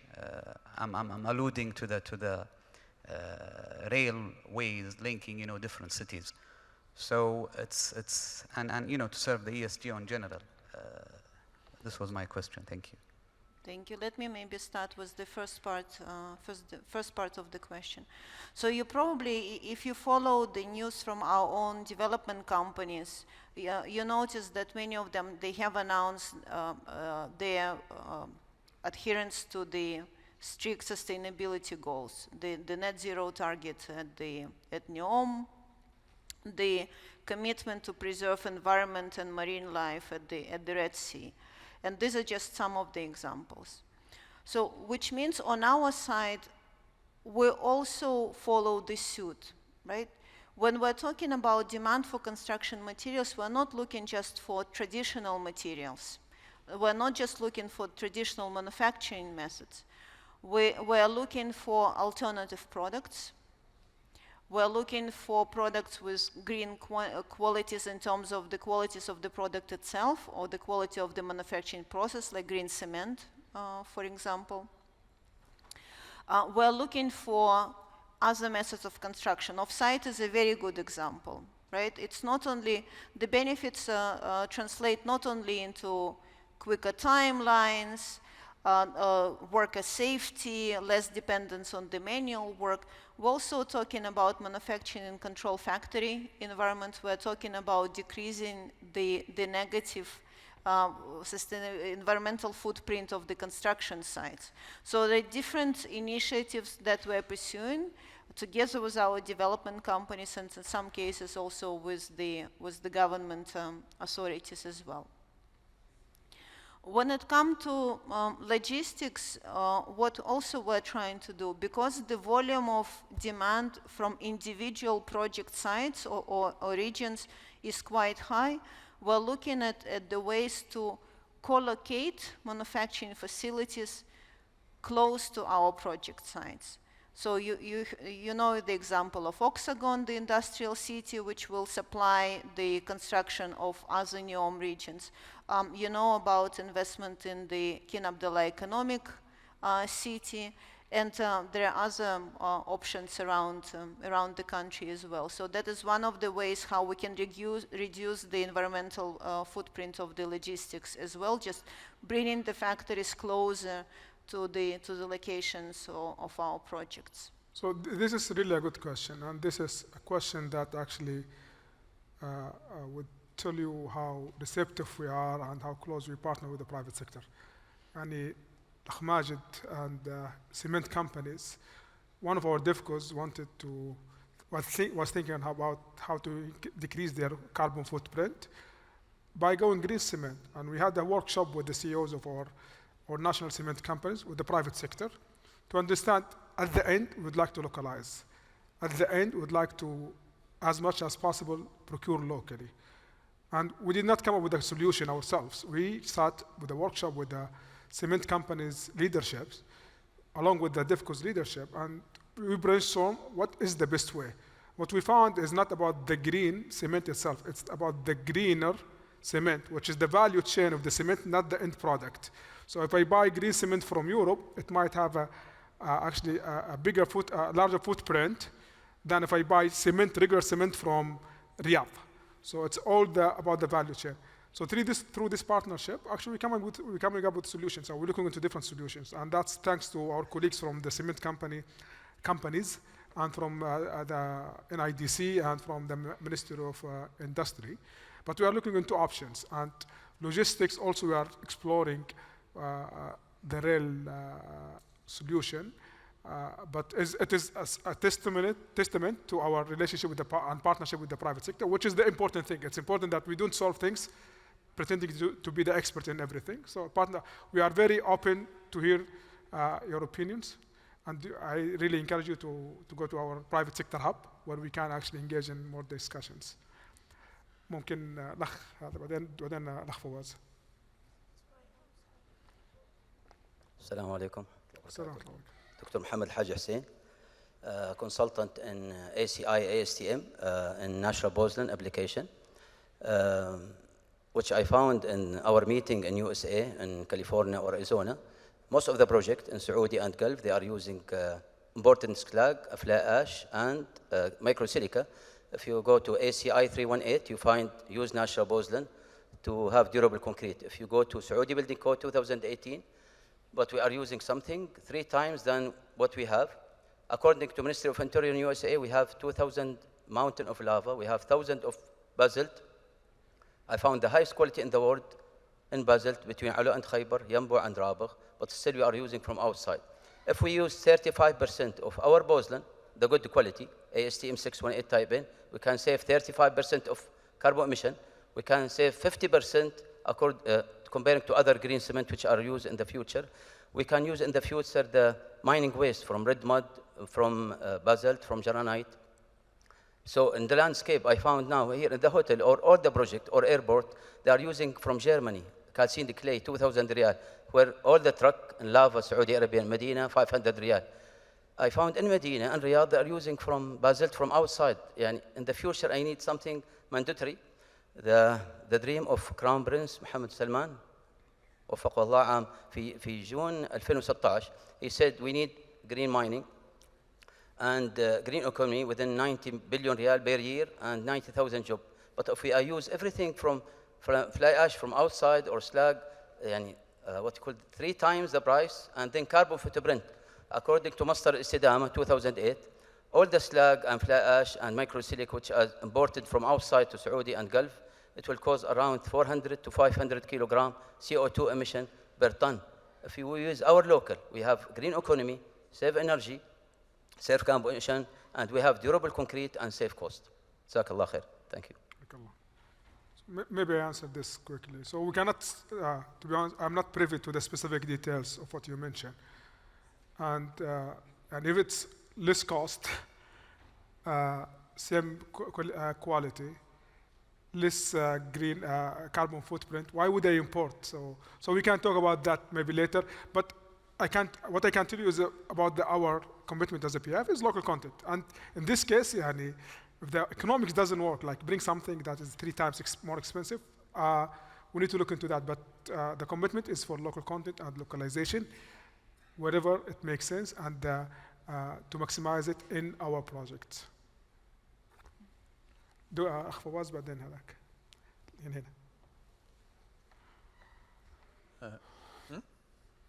السلام عليكم. فواز الخضري. My question is more related to increasing the capacity for contractors, which the sign is very clear. We're going to have an immense amount of work, which is very encouraging. And there's a peak.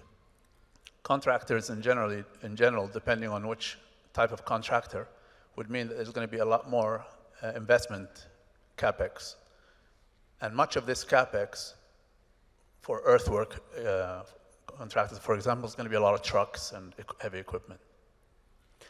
My question is, as this increase in capex normally means higher loans, reaching near the ceiling of financial leverage for these companies, that means the vision going forward has to be very clear with not material changes that may impact the way the business goes forward, which in turn would obviously have a major impact on companies' financial positions. And I'll be more specific here.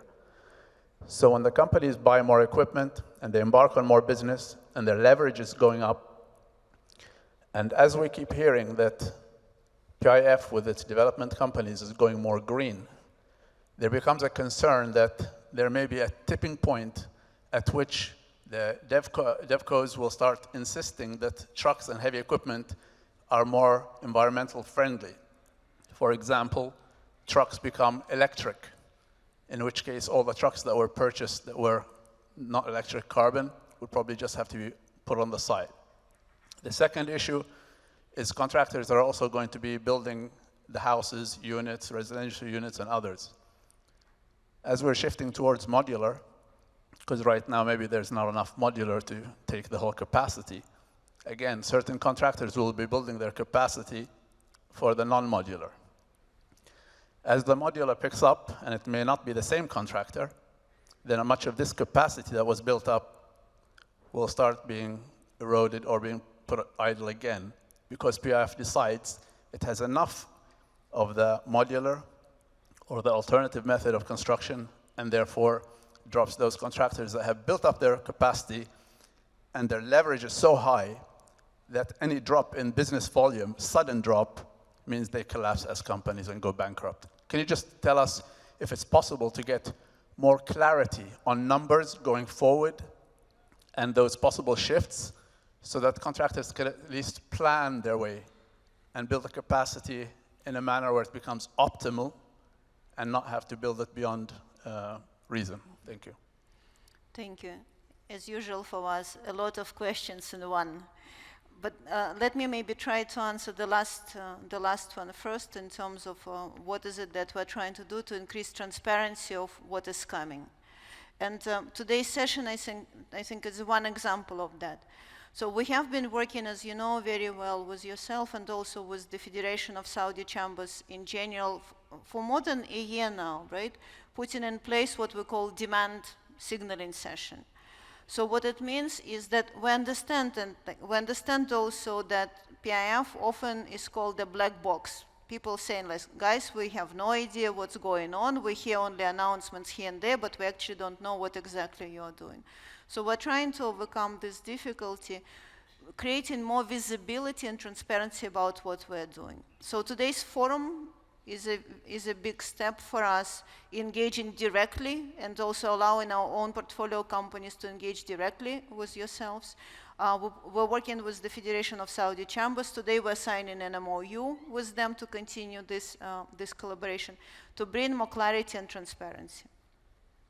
What we have done, over the past year we have developed what we call national construction demand model, which allows us to estimate the upcoming construction spent across the whole kingdom.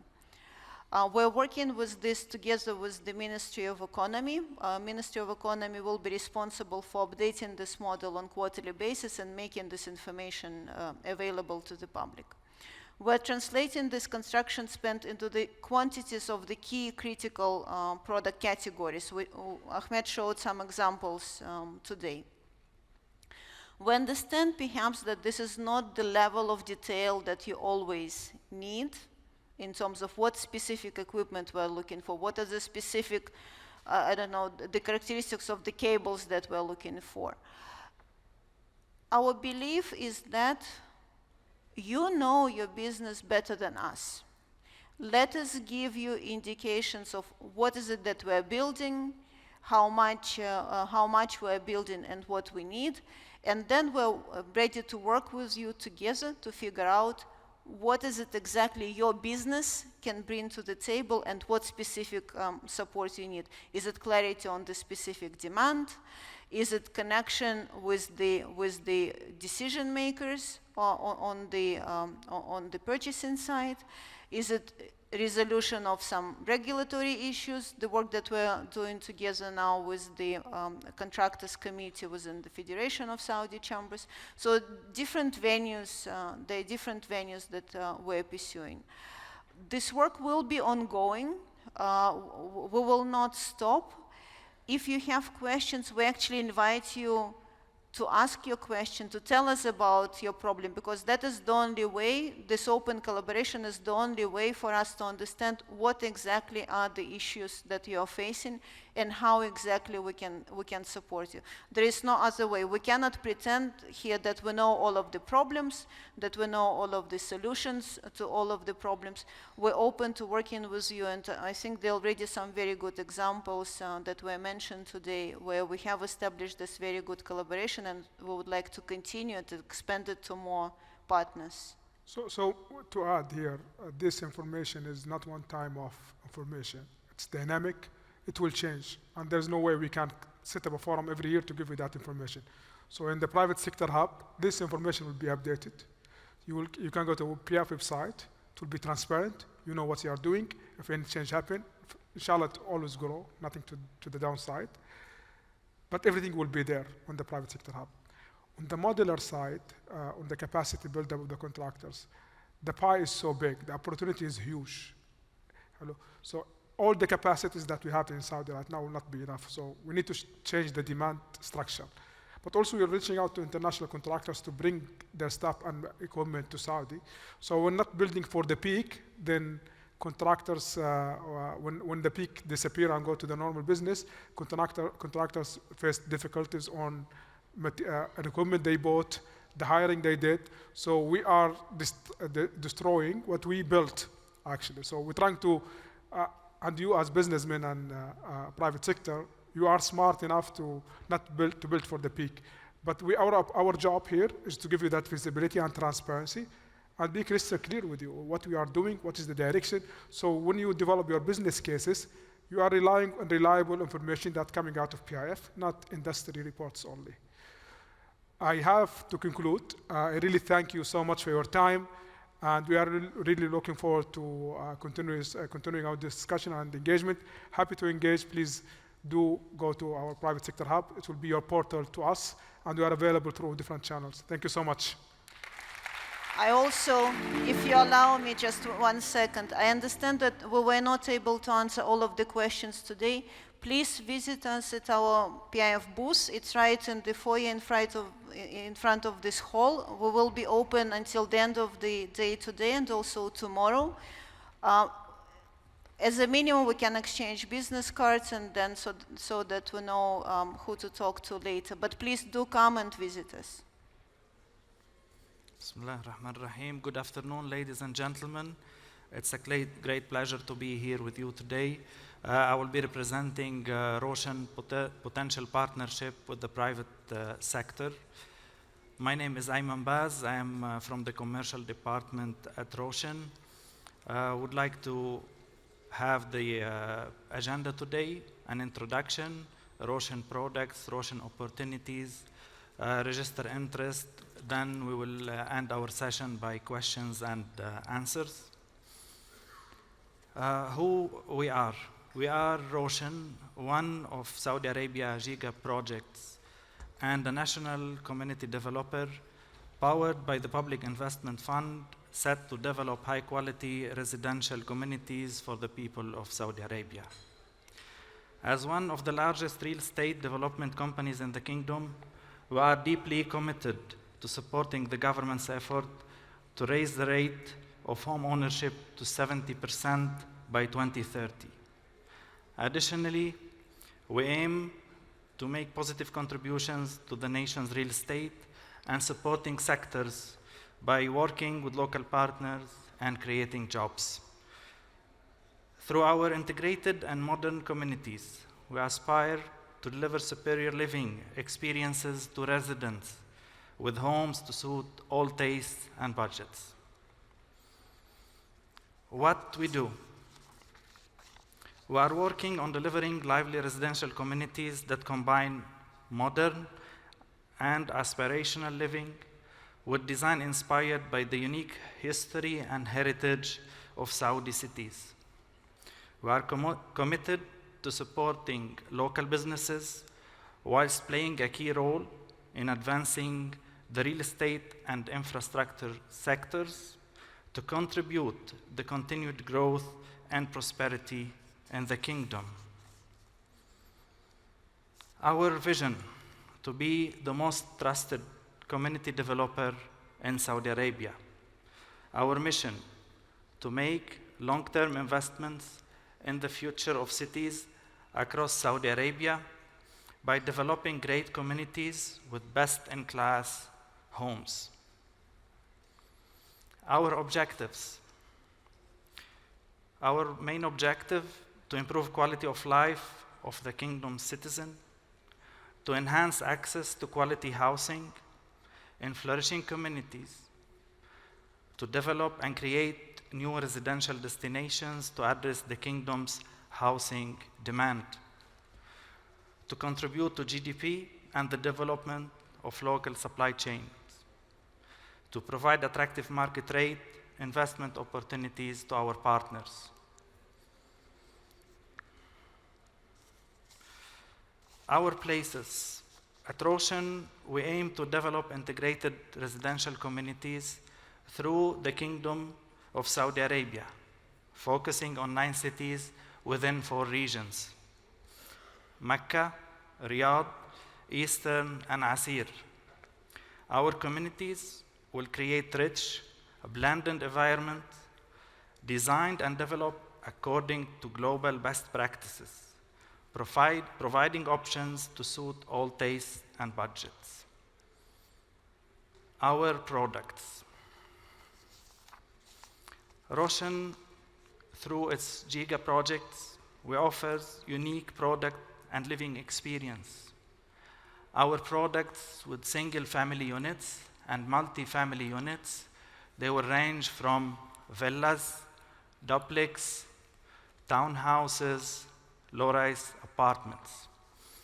And most importantly, we call it a new way of living because our integrated communities in walkable neighborhoods, you can walk between 5 to 10 minutes from your home to reach Roshan amenities, which are schools, mosques, hospitals, and other public services. Roshan residents have all reasons to be proud of their surroundings. Our active communities, Sidra and Riyadh, we are developing 20 million square meters of land, 30,000 plus homes, 300 plus amenities. Al Arus, our beautiful project in Jeddah, we are developing 4 million square meters, 18,000 plus homes. And also, we have other projects to be announced in the future. And as we are talking right now, we have announced 2 projects, which is Warifa in Riyadh East, and we have announced our project in Al-Hufuf. Roshan's opportunities. Our model, collaborate to succeed. We deploy a collaborate to succeed model with our partners. This to make Roshan's visions a reality. This basis collaboration model is incorporating the below elements: type of contracts, scale of contracts, packaging strategy, early cooperation, risk identification and mitigations, extended supply chain security. All this will lead into a partnership readiness, starting from resources and material readiness into site mobilization, ending with successful delivery. Our partnership readiness can be under framework agreements, under standard agreements, and it's all a collaborate to succeed approach.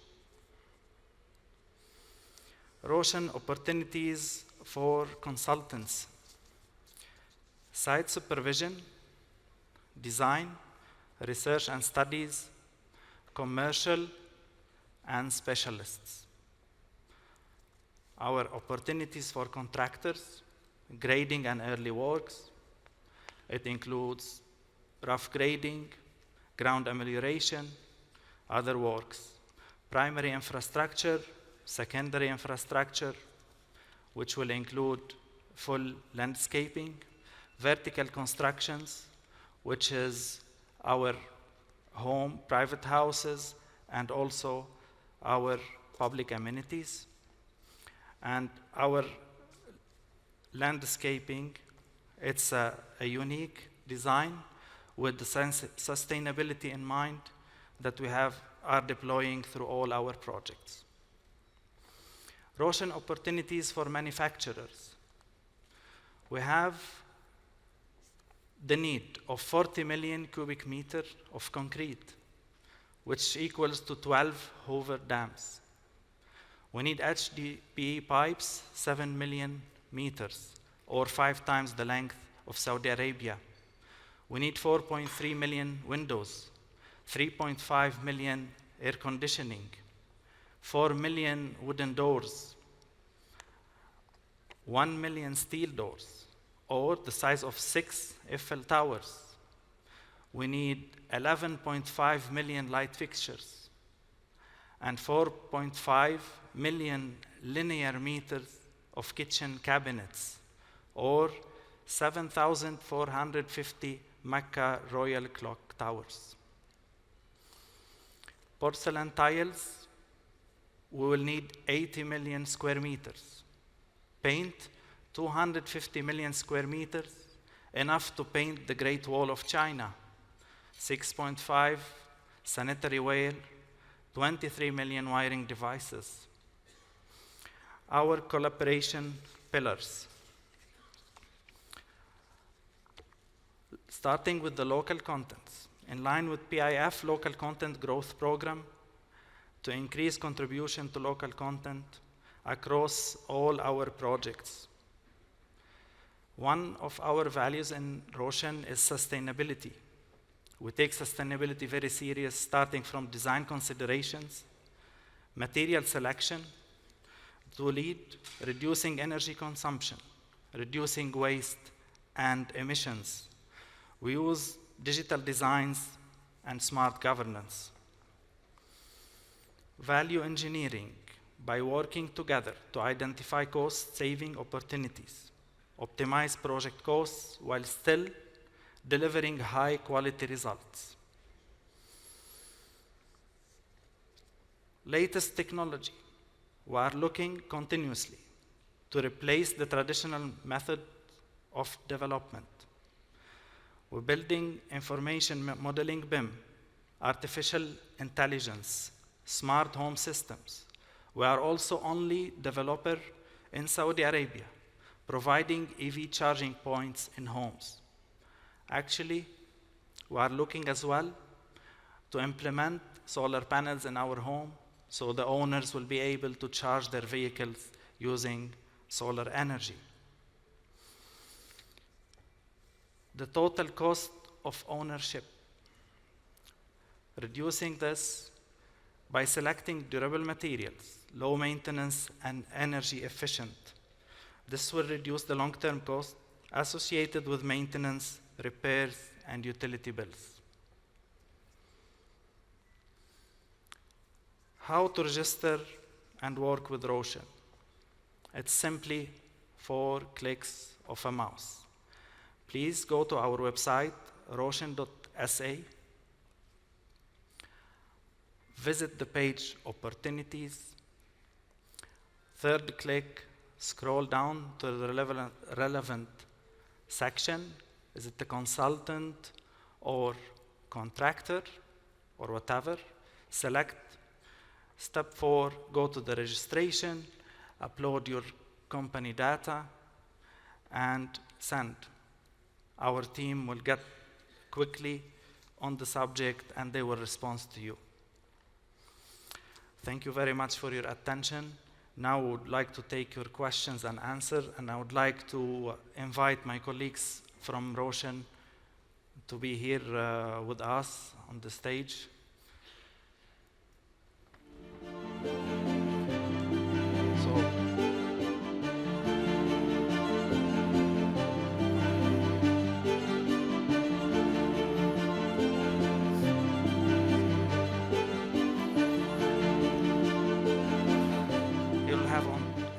I would like to introduce Engineer Ashraf Al-Harbi. Mr. Ashraf is responsible of procurement. He's heading the procurement department at Roshan. Mr. Ian McBride, he is handling the commercial department. Engineer Amir Kharbouch, he is head of project. Mr. Faiz Al-Hudayb, he is head of supply chain. Please, we are going to take your questions now. Kindly, if you have any question, introduce yourself and your company.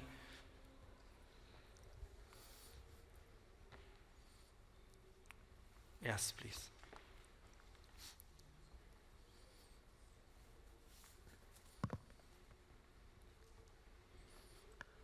Fahad Al-Naim, Sami Advanced Electronics Company, Senior VP for Technology. I would like to ask what kind of smart technology will be adopted in Roshan implementations or development in the real estate? I think this could be a question to Amir. Assalamu alaikum. Can everyone hear me? Yeah. Perfect. So in terms of smart technologies, what we're trying to do is within our existing houses right now and our future designs, we're trying to implement anything with our light fittings, with our AC controls, with everything related to the entire home to make it a smart home. So if that's the question and that's where you're particularly asking, that's where we're heading right now, and we're actually trying to implement them on every single house that we build going forward. In terms of EV chargers, we have those as well to help with the sustainability. But if you're talking smart technologies in terms of smart building technologies, I can't see who asked the question. Yes, if that's the direction of the question that you're asking.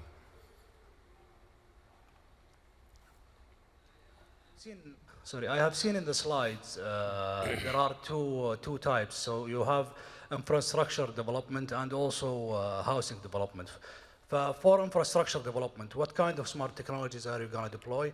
And for smart houses also, what kind of technologies are you going to deploy? So our infrastructure development typically feeds our housing development. So everything that we do and build within the infrastructure goes towards our houses.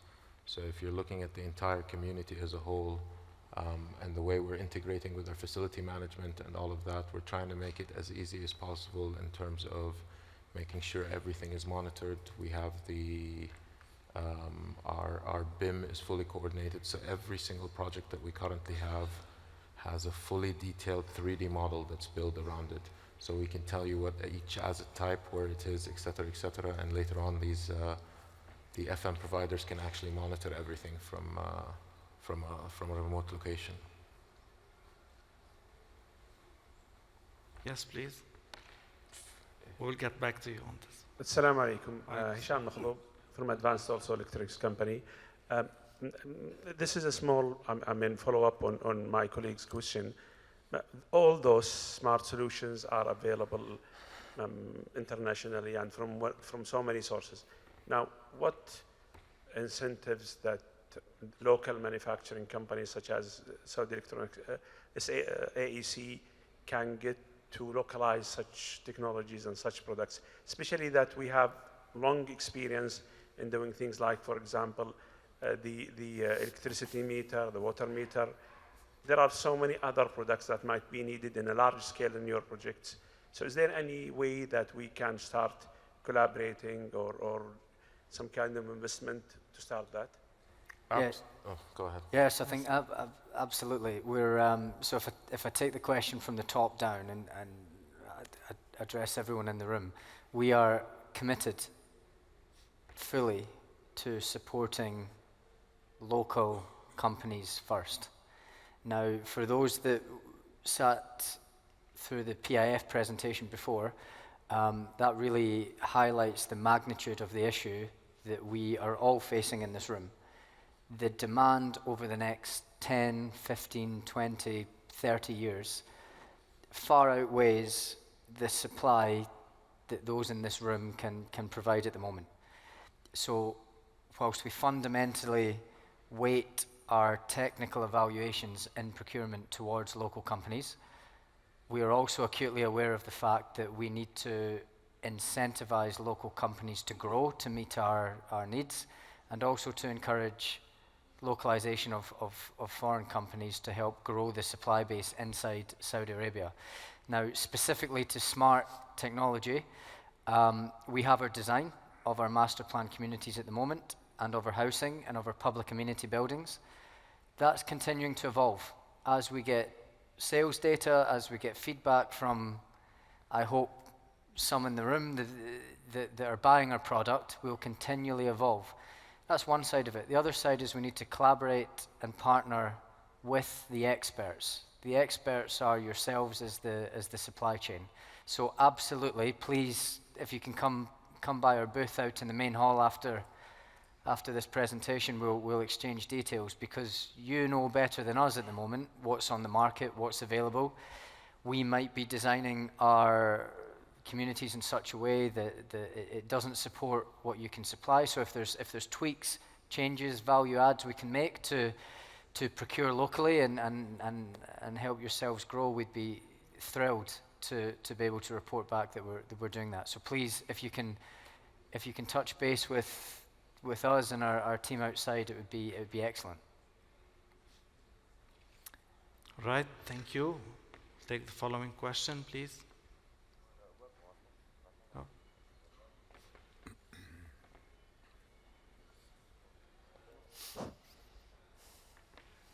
Assalamu alaikum. Good evening. My question is about how we can make this partnership between Roshan and the private sector, we can call it positive partnership. By other word, how we can make this partnership is positive partnership with the private sector. How we can improve the quality of the private sector through your project. Is there any strategy in this issue? Yes, not only is there a strategy, it's fundamentally part of our mandate. There's been various press releases over the last year or so where Roshan has been requested, and we're committed to raising the bar, as we call it, which is both in terms of standards and quality of life to our residents. But when we think of standards and quality, this is where a partnership will really flourish. We need to be working collaboratively to understand what is available and what we can do, obviously within our price point, to help improve the overall real estate market inside Saudi Arabia. So the plan or the thought really is that if Roshan grows and raises the standard, our competitors, the other real estate developers round about us, will also be forced to raise their standards also, holistically improving the quality of life and product offering for everybody in KSA. So again, it's about partnering, collaboration, and please get in touch with us at our booth. Yeah, thank you. Take your question. Hassan Al-Qahtani, Business Development Manager in Saudi Arabia. I'm asking if is there any plan for Roshan to do the facility management or give it to a contractor for the residential community that they build, or just building like the community and give it away for another sector to run it? No. One of the things, do you have a follow-up or no? Do you need to ask more or no? Yeah, but go ahead. I'm talking about facility management. Yeah. Roshan is the one who's given the contract for facility management for the communities or residential that they built, or someone else in the government is doing this? No, so absolutely. Once we finish the construction of our community, we're one of the mandates that we have is we have to hand over all the public lands and the public amenities and all of that back to the amanas. So as soon as we hand over the amanas, we don't just leave them and let them go. So we have our own facility management section within Roshan that actually goes and engages with various vendors, suppliers, facility management services that can come in and do the facility management. So we're currently looking at landscaping, streetscaping. What else are we looking at in terms of maintenance, garbage and waste collections, and all of that? So yes, Roshan does engage with all the supply chain on the facility management side. It's not just left to that, because what we're creating is creating a community. We're creating the look and feel, and we're trying to create something that people would want to live in for the extended period of time. So it's not something that you build and just hand it over. No. It's you build and you continue going with it throughout the life cycle of the community itself. All right, thank you. Please, we'll take your question. Assalamu alaikum. Osama Al-Khaja, Managing Partner of Golden Oak Ventures. My question actually is if you could tell us about the actual impact of Roshan that has made towards the private sector since they started through their collaborations. And the second question is, what are the challenges you are facing to achieve your objectives towards collaborating with the private sector? Yes, so I think to start off, what have we done to grow the private sector? Well, if any of you are here tomorrow, we'll be announcing some key projects that we've recently signed. And when I say recently, I mean within the last sort of couple of months of 2022 and early 2023, and only the ones that we're announcing tomorrow, which are not exhaustive, are in excess of 8 billion reals that we're injecting into the private sector. So fundamentally, we have a huge mandate.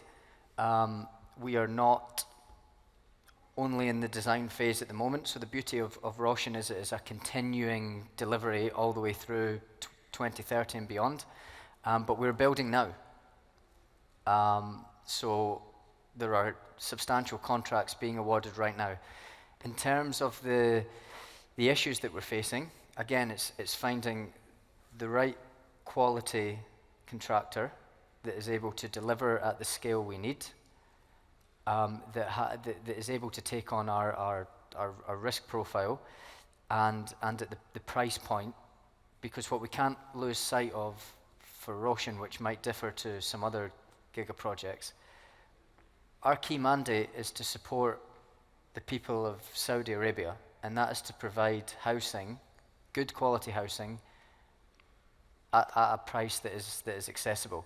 So we have to be able to control our mandate at a certain price point that we're awarding to the supply chain, which has been a challenge. Some of our partners that will be announced tomorrow know how challenging it's been to succeed there.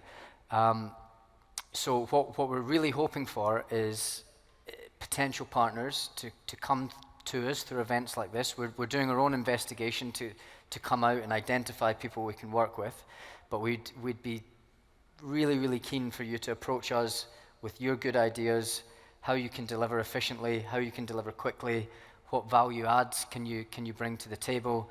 And you know, I've said this 2 or 3 times already, you're the experts, and we're fully open to having these open and frank conversations as to what you need to help us collectively deliver our product to the country.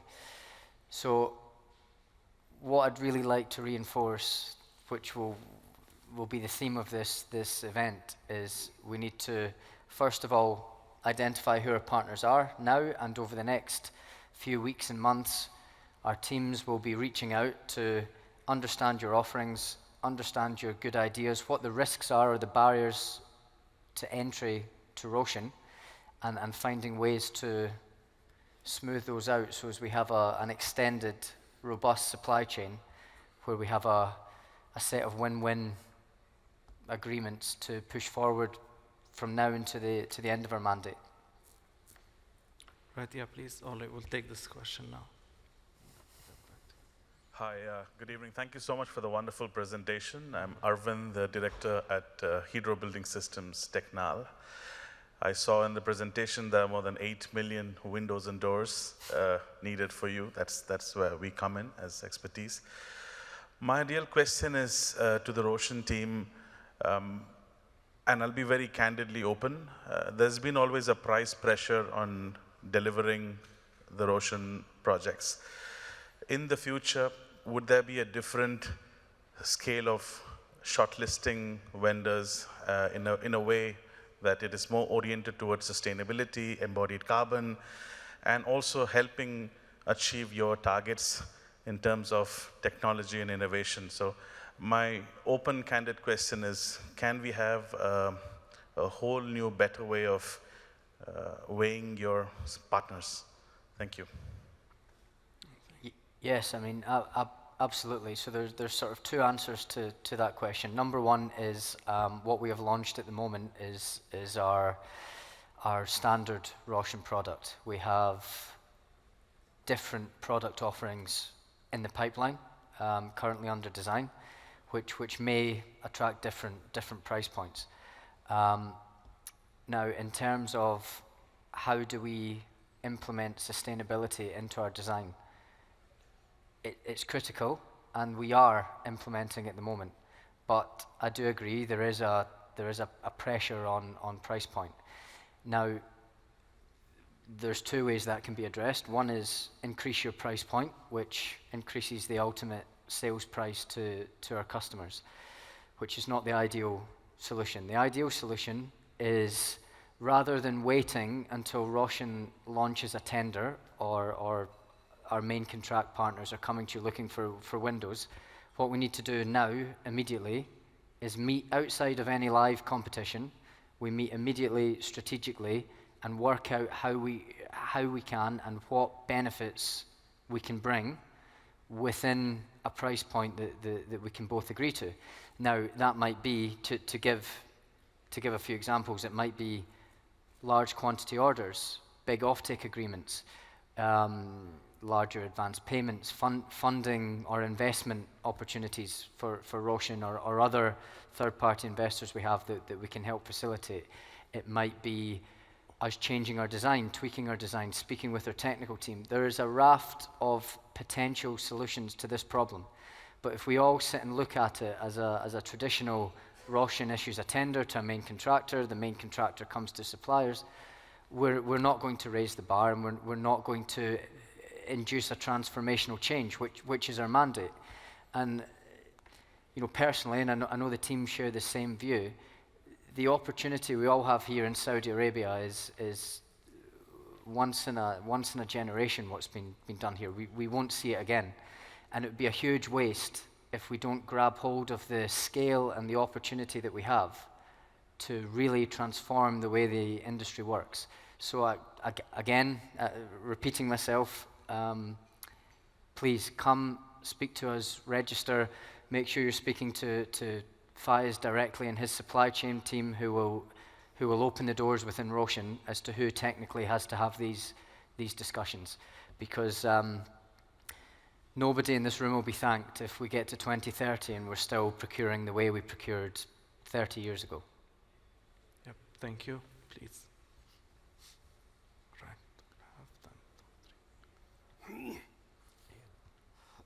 Thank you.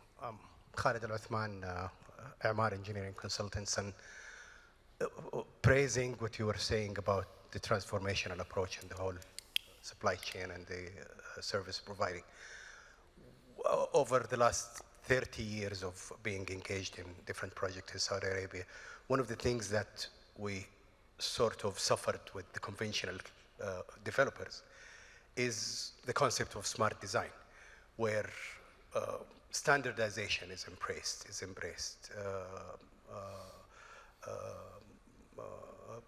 You spoke about offtakes, but standardization is one thing, and also on the contractor side, where deviating from the conventional general contractor concept into construction management services, where you can really make an impact on the costs of overall cost of development by cutting in the costs and leakages here, especially with a substantial financing capacity that Roshan maintains. If that is something that is within your interest, that would be a topic that we definitely would like to challenge and discuss with you at any time. Dear Mr. Thank you. Thank you. Yeah, it certainly would be something we'd be interested in discussing. So again, if we can touch base at our booth, that would be great, and we can put you in touch with the team within Roshan that can really help drive that forward. Yeah. Thank you. Here is another question.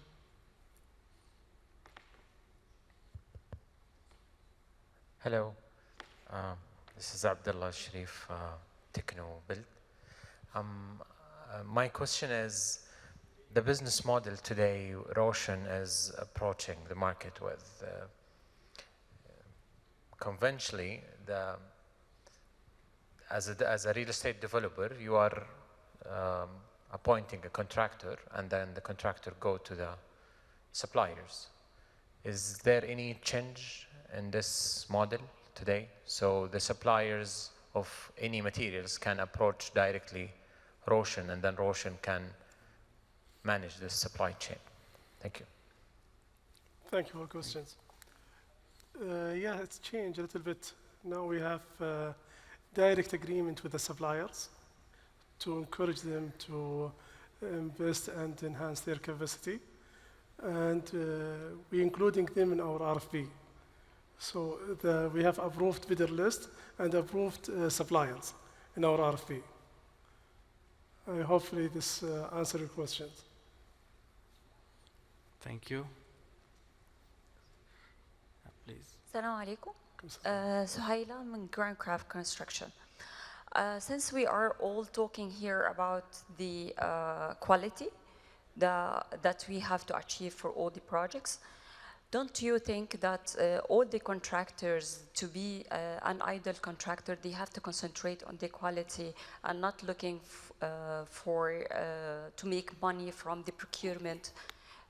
Is the cost plus model is something is already can be discussed for this one, in order to minimize the risk from the market and make the contractor concentrating more on the quality, better than to concentrate on getting cheaper material?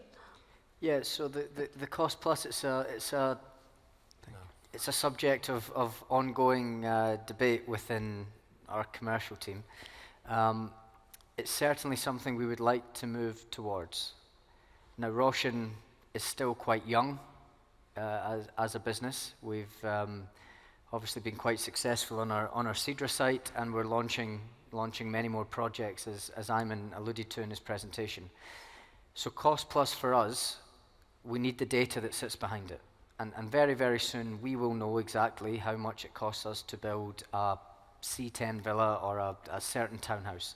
So we need our own internal confidence to know the price.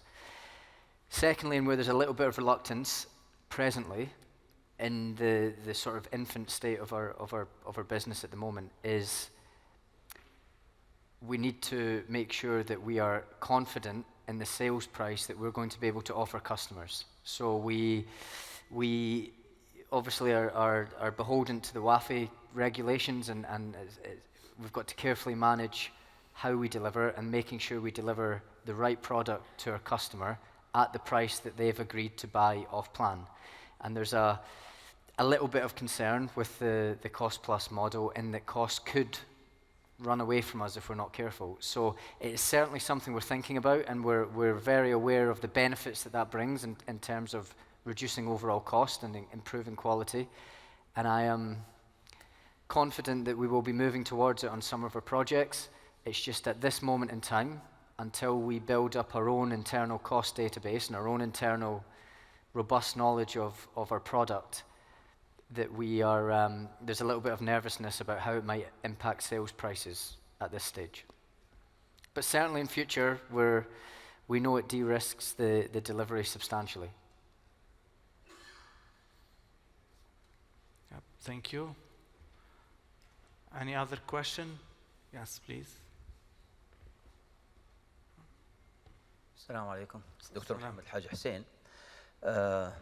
If you visited Chicago, Tampa, Orlando, East USA, you find red lava and black lava from Vancouver, Canada, or from California, Nevada. MashaAllah. When I asked them, they said it will be antifungus, antibacterial, reflect 90% of solar. They have more than 15 or 20 vitamin. It will save 50% of water. So we have 300 mountain of lava rock, red one and black one. So in the future, if Roshan company, inshallah, will have it in landscape from local content. And then if you visit Ibis Hotel in Amir Sultan Street in Jeddah, one Syrian structural engineer, he designed the hotel 7-story, depend on lava rock and lava block. He saved 450,000 riyal in foundation. He saved more than 20% of column. So something green, something local. In the future, most of the housing project only cement. In the future, if they make green cement, save 10 to 20 riyal per meter. And then with the green block, you have antifungus, you have fire resistant. Even they have research in USA, they have earthquake resistant because it's, what you call this, flexible. Okay, thank you very much. Thank you. Yeah, thank you.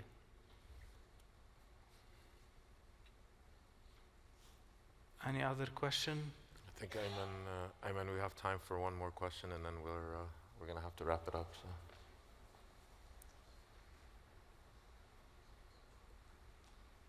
Yeah, all right. We'll take then the last question.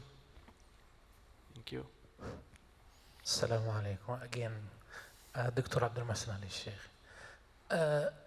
Regarding the question which before me, why the material which used in Western countries, the wood, other things, aluminium, not suitable in Saudi Arabia? There any reason, any function reason, or any engineering reason? There may be, I won't speak to the engineering reason, but the key reason from a commercial point of view is, as I opened with, so it's local content. Yeah, applicable to close the discussion with it. We want local products, local materials, so importing materials and wood and things from Europe or the rest of the world, it conflicts with our mandate. Now that said, we are developing different product types as I mentioned earlier.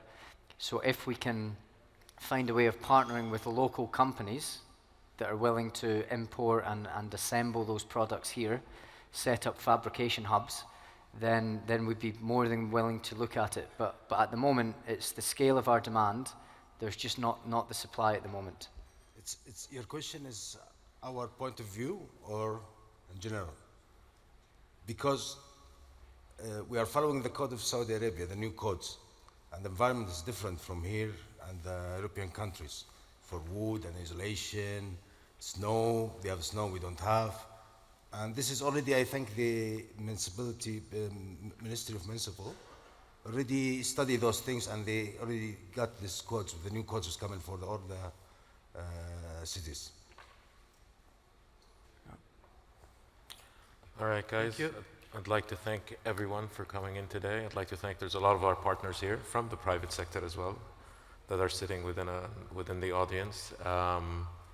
And if you guys have any questions, please do not hesitate to come and visit us in the booth. We'll be more than happy to sit there and answer every single question that you guys might have, assist you guys with telling you how Roshan is planning to grow over the next 10 years, what our immediate plans are, and how we can take it forward together. Because at the end of the day, if we engage with you guys as the private sector, and you guys succeed with us, eventually we're going to succeed. So you guys are the backbone to everything that we do at the end of the day. So in terms of that, I'd really encourage you guys to come over, have a chat with us. We'll have an open, candid chat about whatever you guys want, and we'll always figure out ways to try to work with each and every member that we can, of the private sector that we can get a hold of. So, and we're ready to listen to any and every single idea that you guys might have. As Ian stated, you guys are the subject matter experts. You guys might have an idea that it might have just flown over our heads, all of us, and it might trigger something that we might change in the future. So please, you're more than welcome to come visit us and have a one-to-one discussions with any of the team here. I'd like to thank you guys.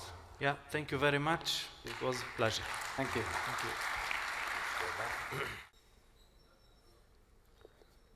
السلام عليكم ورحمة الله وبركاته. أصحاب السعادة أيها الحضور الكريم،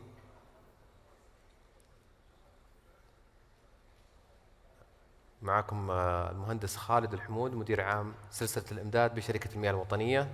يسعدنا أن نكون معكم اليوم لمشاركة أبرز قصص النجاح التي سطرتها الشركة من خلال برنامجها الطموح تعزيز لدعم المحتوى المحلي والفرص الاستثمارية المستقبلية مع الشركة.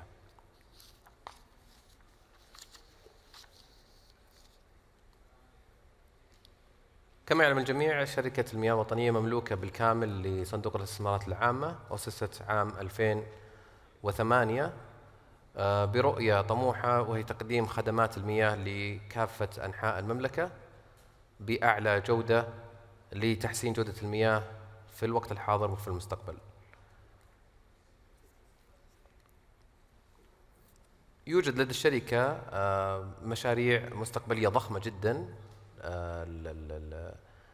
تم اعتمادها من هيئة كفاءة الإنفاق لل5 سنوات القادمة، تقريبا ما يربو عن 2400 مشروع بقيمة تقريبية 190 مليار ريال سعودي مقسمة على جميع أنحاء المملكة. مشاريع شبكات، خطوط نقل، أيضا محطات وخزانات، مشاريع استشارية وإشراف.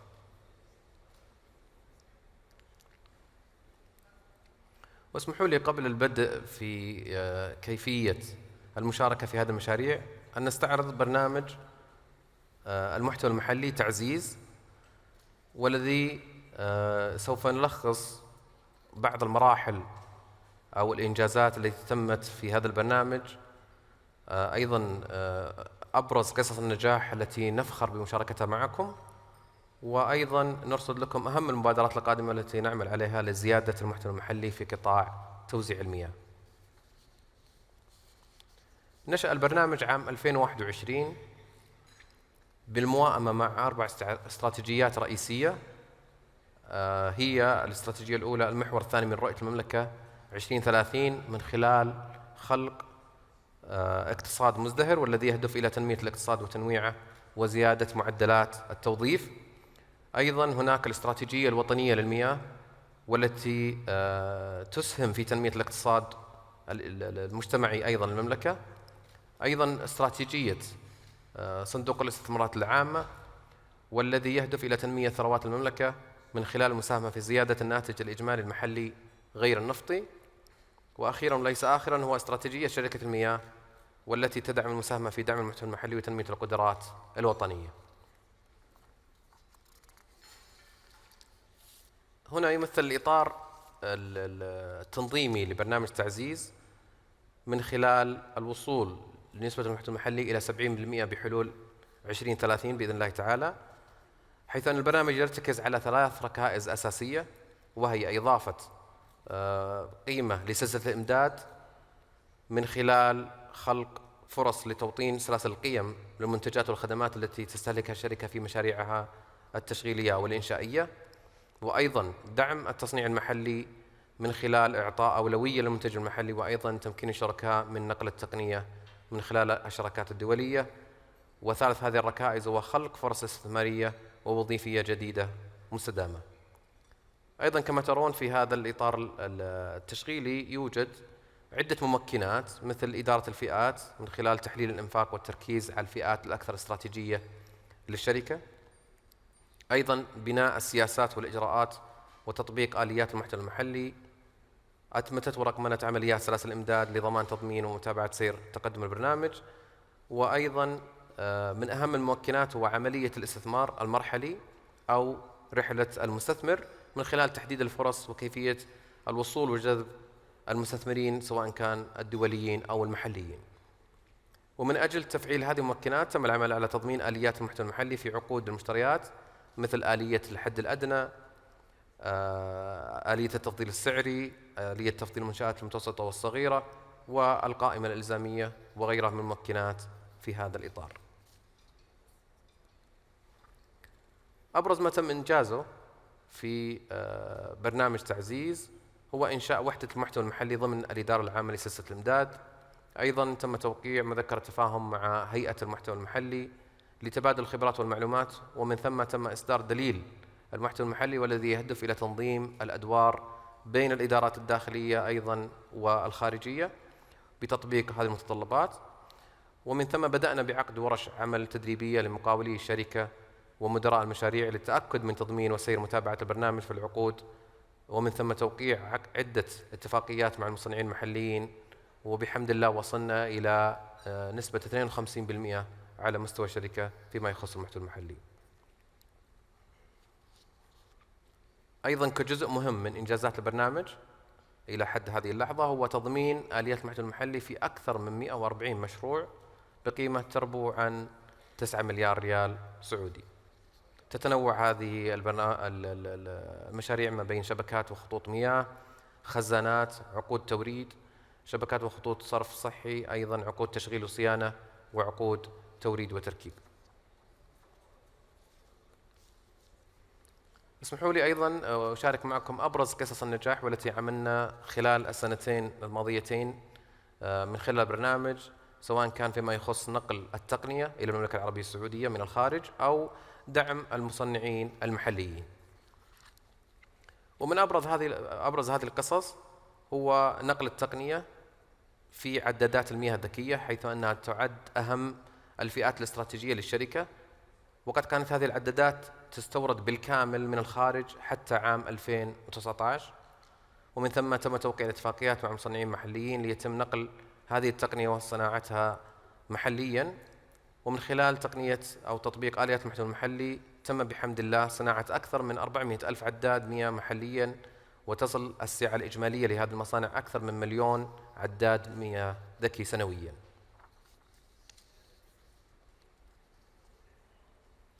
ثاني قصص النجاح هو دعم مصنعي صناديق عدادات المياه، حيث تم توقيع عدة مذكرات تفاهم مع عدة مصانع محلية وإضافة منتج صناديق العدادات إلى القائمة الإلزامية الخاصة بالشركة.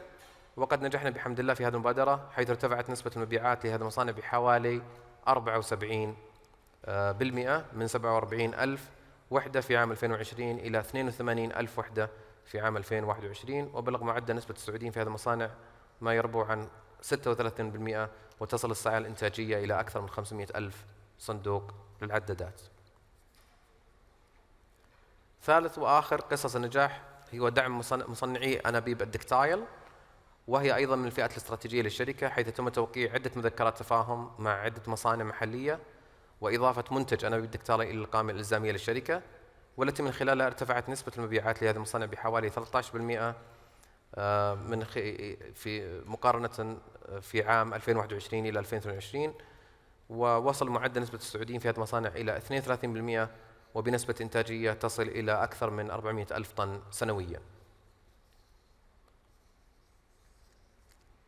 رحلة دعم المحتوى المحلي مستمرة والقصة لم تنتهي بعد، ولذلك أطلقت الشركة عدة مبادرات لدعم برنامج تعزيز، حيث نهدف إلى استكمال تضمين آليات المحتوى المحلي في المشاريع المستقبلية، الاستمرار في دعم مصنعي الفئات الاستراتيجية مثل الصمامات، المضخات، أنابيب الكربون ستيل، ومن خلال توقيع مذكرات تفاهم وإضافتهم أيضا إلى القائمة الإلزامية. ونعمل حاليا على تطوير الفرص الاستثمارية في قطاع توزيع المياه لعرض هذه الفرص على المستثمرين المحتملين سواء كانوا محليين أو عالميين، ودعم المنتجات أو المنشآت الصغيرة والمتوسطة من خلال تسهيل الدخول للمنافسات وتقديم التسهيلات بالشراكة مع الجهات الداعمة. أنتم شركائنا. نعم، نحن نعمل مع شركائنا المقاولون أو المصنعون لبناء الثقة ومشاركة القيم من خلال بناء علاقة استراتيجية طويلة الأمد، رفع كفاءة الخدمات وزيادة فاعليتها، وأيضا تحقيق الاستدامة في جميع مشاريعنا، ورفع مستوى الخدمة من خلال تطبيق أفضل الممارسات والمعايير الدولية. من أجل ذلك فنحن عملنا ولا زلنا نعمل على تطوير منصة تفاعلية لشركائنا لكي نتمكن من إجراء أمانة وتبادل المعلومات بكل شفافية وموثوقية. فشركائنا يستطيعون يستخدمون منصة التسجيل اللي هي Vendor Engagement Platform للتسجيل والتأهيل واستعراض المنافسات المطروحة أيضا والتقديم عليها. أيضا نعمل على توقيع العقود إلكترونيا بإذن الله خلال الربع الثاني من هذا العام، ويمكن المقاول الاطلاع على مستوى الأداء على مستوى المشروع أو المستوى العام ومعرفة تصنيفه ورفع شهادات الإنجاز ومتابعة حالتها إلكترونيا. وفي حال وجود أي ملاحظات أو استفسارات يمكنه التواصل معنا من خلال منصة العناية بالموردين والمقاولين. إيمانا من الشركة أيضا في دعم المنشآت الصغيرة والمتوسطة وتذليل كافة التحديات التي تواجهها، فقد أقرت الشركة بعض السياسات لدعم هذه المنشآت مثل تسهيل إجراءات التسجيل، إعطاء أفضلية سعرية، وأيضا إعفاء من الضمان البنكي الابتدائي.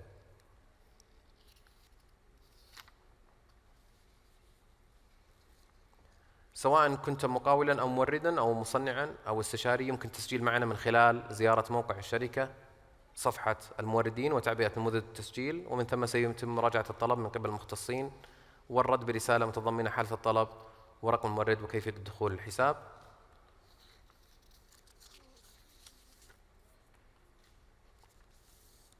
متطلبات التسجيل لدى الشركة ميسرة وواضحة كمتطلبات الإدارية مثل الشهادات الحكومية، متطلبات فنية وهي ما يثبت الخبرة السابقة للشركة في المجال المراد التأهيل عليه أيضا. وفي بعض الحالات وحسب قيمة المشروع يكون هناك متطلبات مالية وهي عبارة عن القوائم المالية لآخر 3 سنوات مدققة.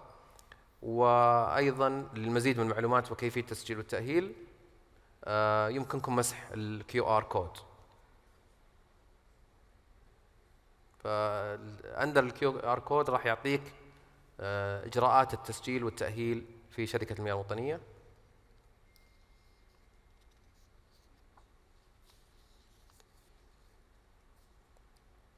كما يمكنكم التواصل معنا من خلال قنوات التواصل التالية في حال وجود أي استفسارات أو أي معلومات أخرى مطلوبة.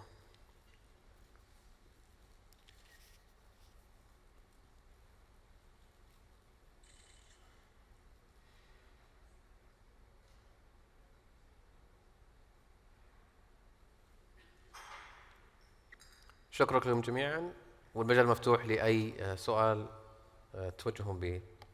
شكرا لكم.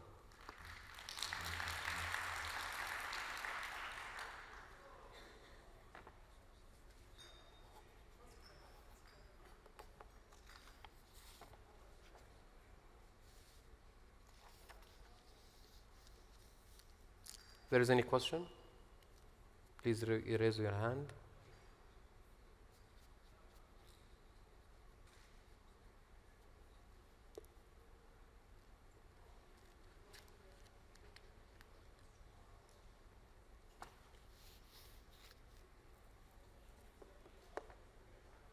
Marhaba. You would like me to ask in English for everyone or in Arabic? Which one you would prefer? Whatever. بالعربي? Oh. Well, for us, I am the CEO, Rami Musalli, of Al Khurayyi Foreign Power Technologies. We have a long-standing record with NWC going over 30 years, and we are very privileged to be working for NWC. And this is a message for everyone thinking of working with the National Water Company. It's one of the best clients that we ever deal with, and we are very honored to be working with them. Thank you. The question is, you mentioned a very good opportunity on the bidding was 189 billion.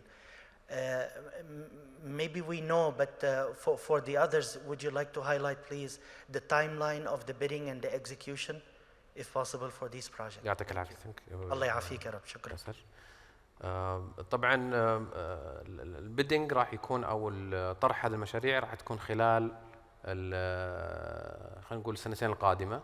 مينلي 2400 مشروع راح تكون الطرح خلال السنتين القادمه، والتنفيذ راح يمتد الى تقريبا عام 2026 او 2027 كحد اقصى.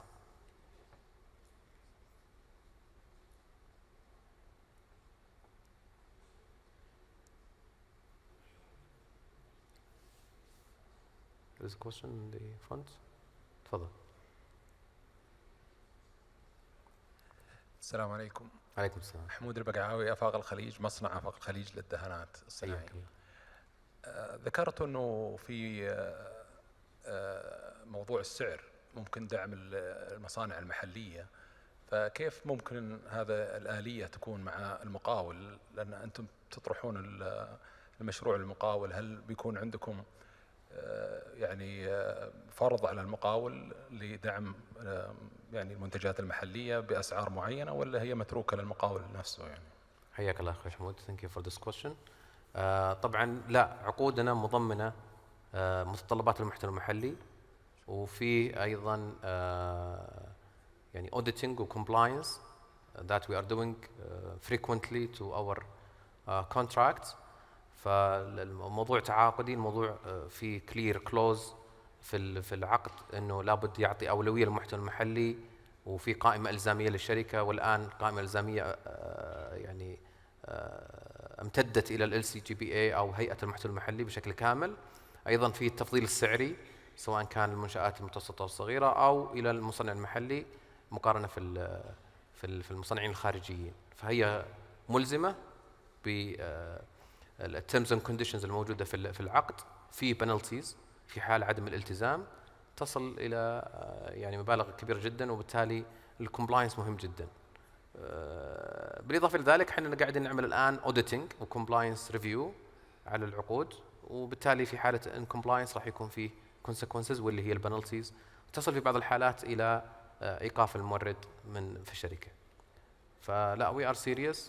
We are implementing that في terms and conditions for every contract that being signed on the company، وبالتالي بيكون في التزام من المقاول ومن الشركة. في عدم الالتزام بيكون في penalties.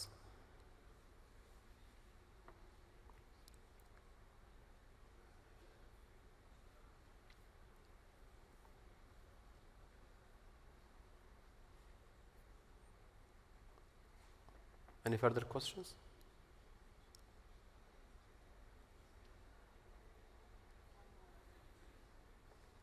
السلام عليكم.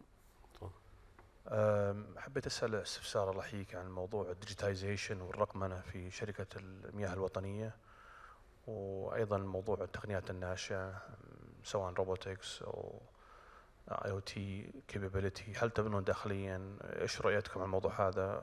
data AI data analytics الكابابيلتي سواء للبروسيس الداخلي في الشركة أو حتى في مشاريعكم.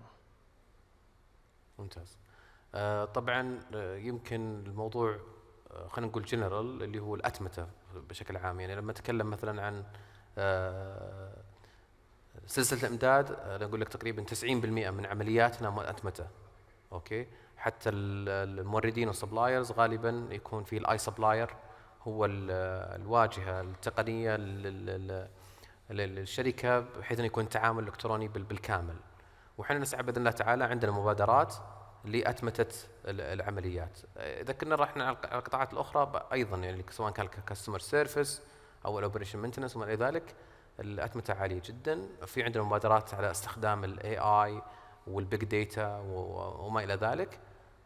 في تطبيقات داخلية داخل الشركة، في بعضها في البايلوت ستيج وفي بعضها وصلت إلى مراحل متقدمة. فيعني هناك خلينا نقول لك رغبة وابيتايت للشركة للتقدم في موضوع الأتمتة والتكنولوجي ادابتيشن حتى على مستوى خلينا نقول الفور اي ار اندستريز او الانفورميشن ريفولوشن يعني تكنولوجيز. عندنا قابلية للموضوع هذا، وفيه فعلا في انشطة داخل الشركة قاعدين نعمل عليها للأتمتة. يس. محمد إمام من AAW القبضة. هل في خطة الشركة طرح مشروعات شراكة مع القطاع الخاص بنظام الشراكة مع القطاع الخاص على غرار شركة شركات المياه؟ شكرا. ممتاز. فيما يخص الشركات طبعا عندنا الآن حاليا عقود الإدارة أو المانجمنت اوف كونتراكت، وهذه عقود تمتد إلى 7 سنوات، تعتبر من علاقة من خلينا نقول العقود الاستراتيجية اللي تهيئ الشركة للتخصيص أو الكونسيشن on the long term. نتكلم عن 3 إلى 7 سنوات من الآن. هذه عقود في كل القطاعات اوريدي موجودة عندنا قائمة في بعض الإخوان، جزء من عقود الإدارة. أيضا عندنا عقود طويلة الأمد أيضا long term operation maintenance بحيث أن يتم تخصيص محطات الصرف أو ما إلى ذلك كنظام الكونسيشنز من 10 إلى 15 سنة. وأيضا طرحت تقريبا 4 مشاريع ولا زال الطرح مستمر على محطات أخرى سواء كان في المنطقة الشرقية أو الوسطى أو الغربية أو جميع مناطق المملكة. في بعض المشاريع نعمل مع سوبك أو مع الشراكات في طرحها بحيث أنها تكون BOT أو ما إلى ذلك. فالبزنس موديل موجود في الشركة ويكون انتقائي على بعض المراحل ونعمل فيه على الشكل هذا.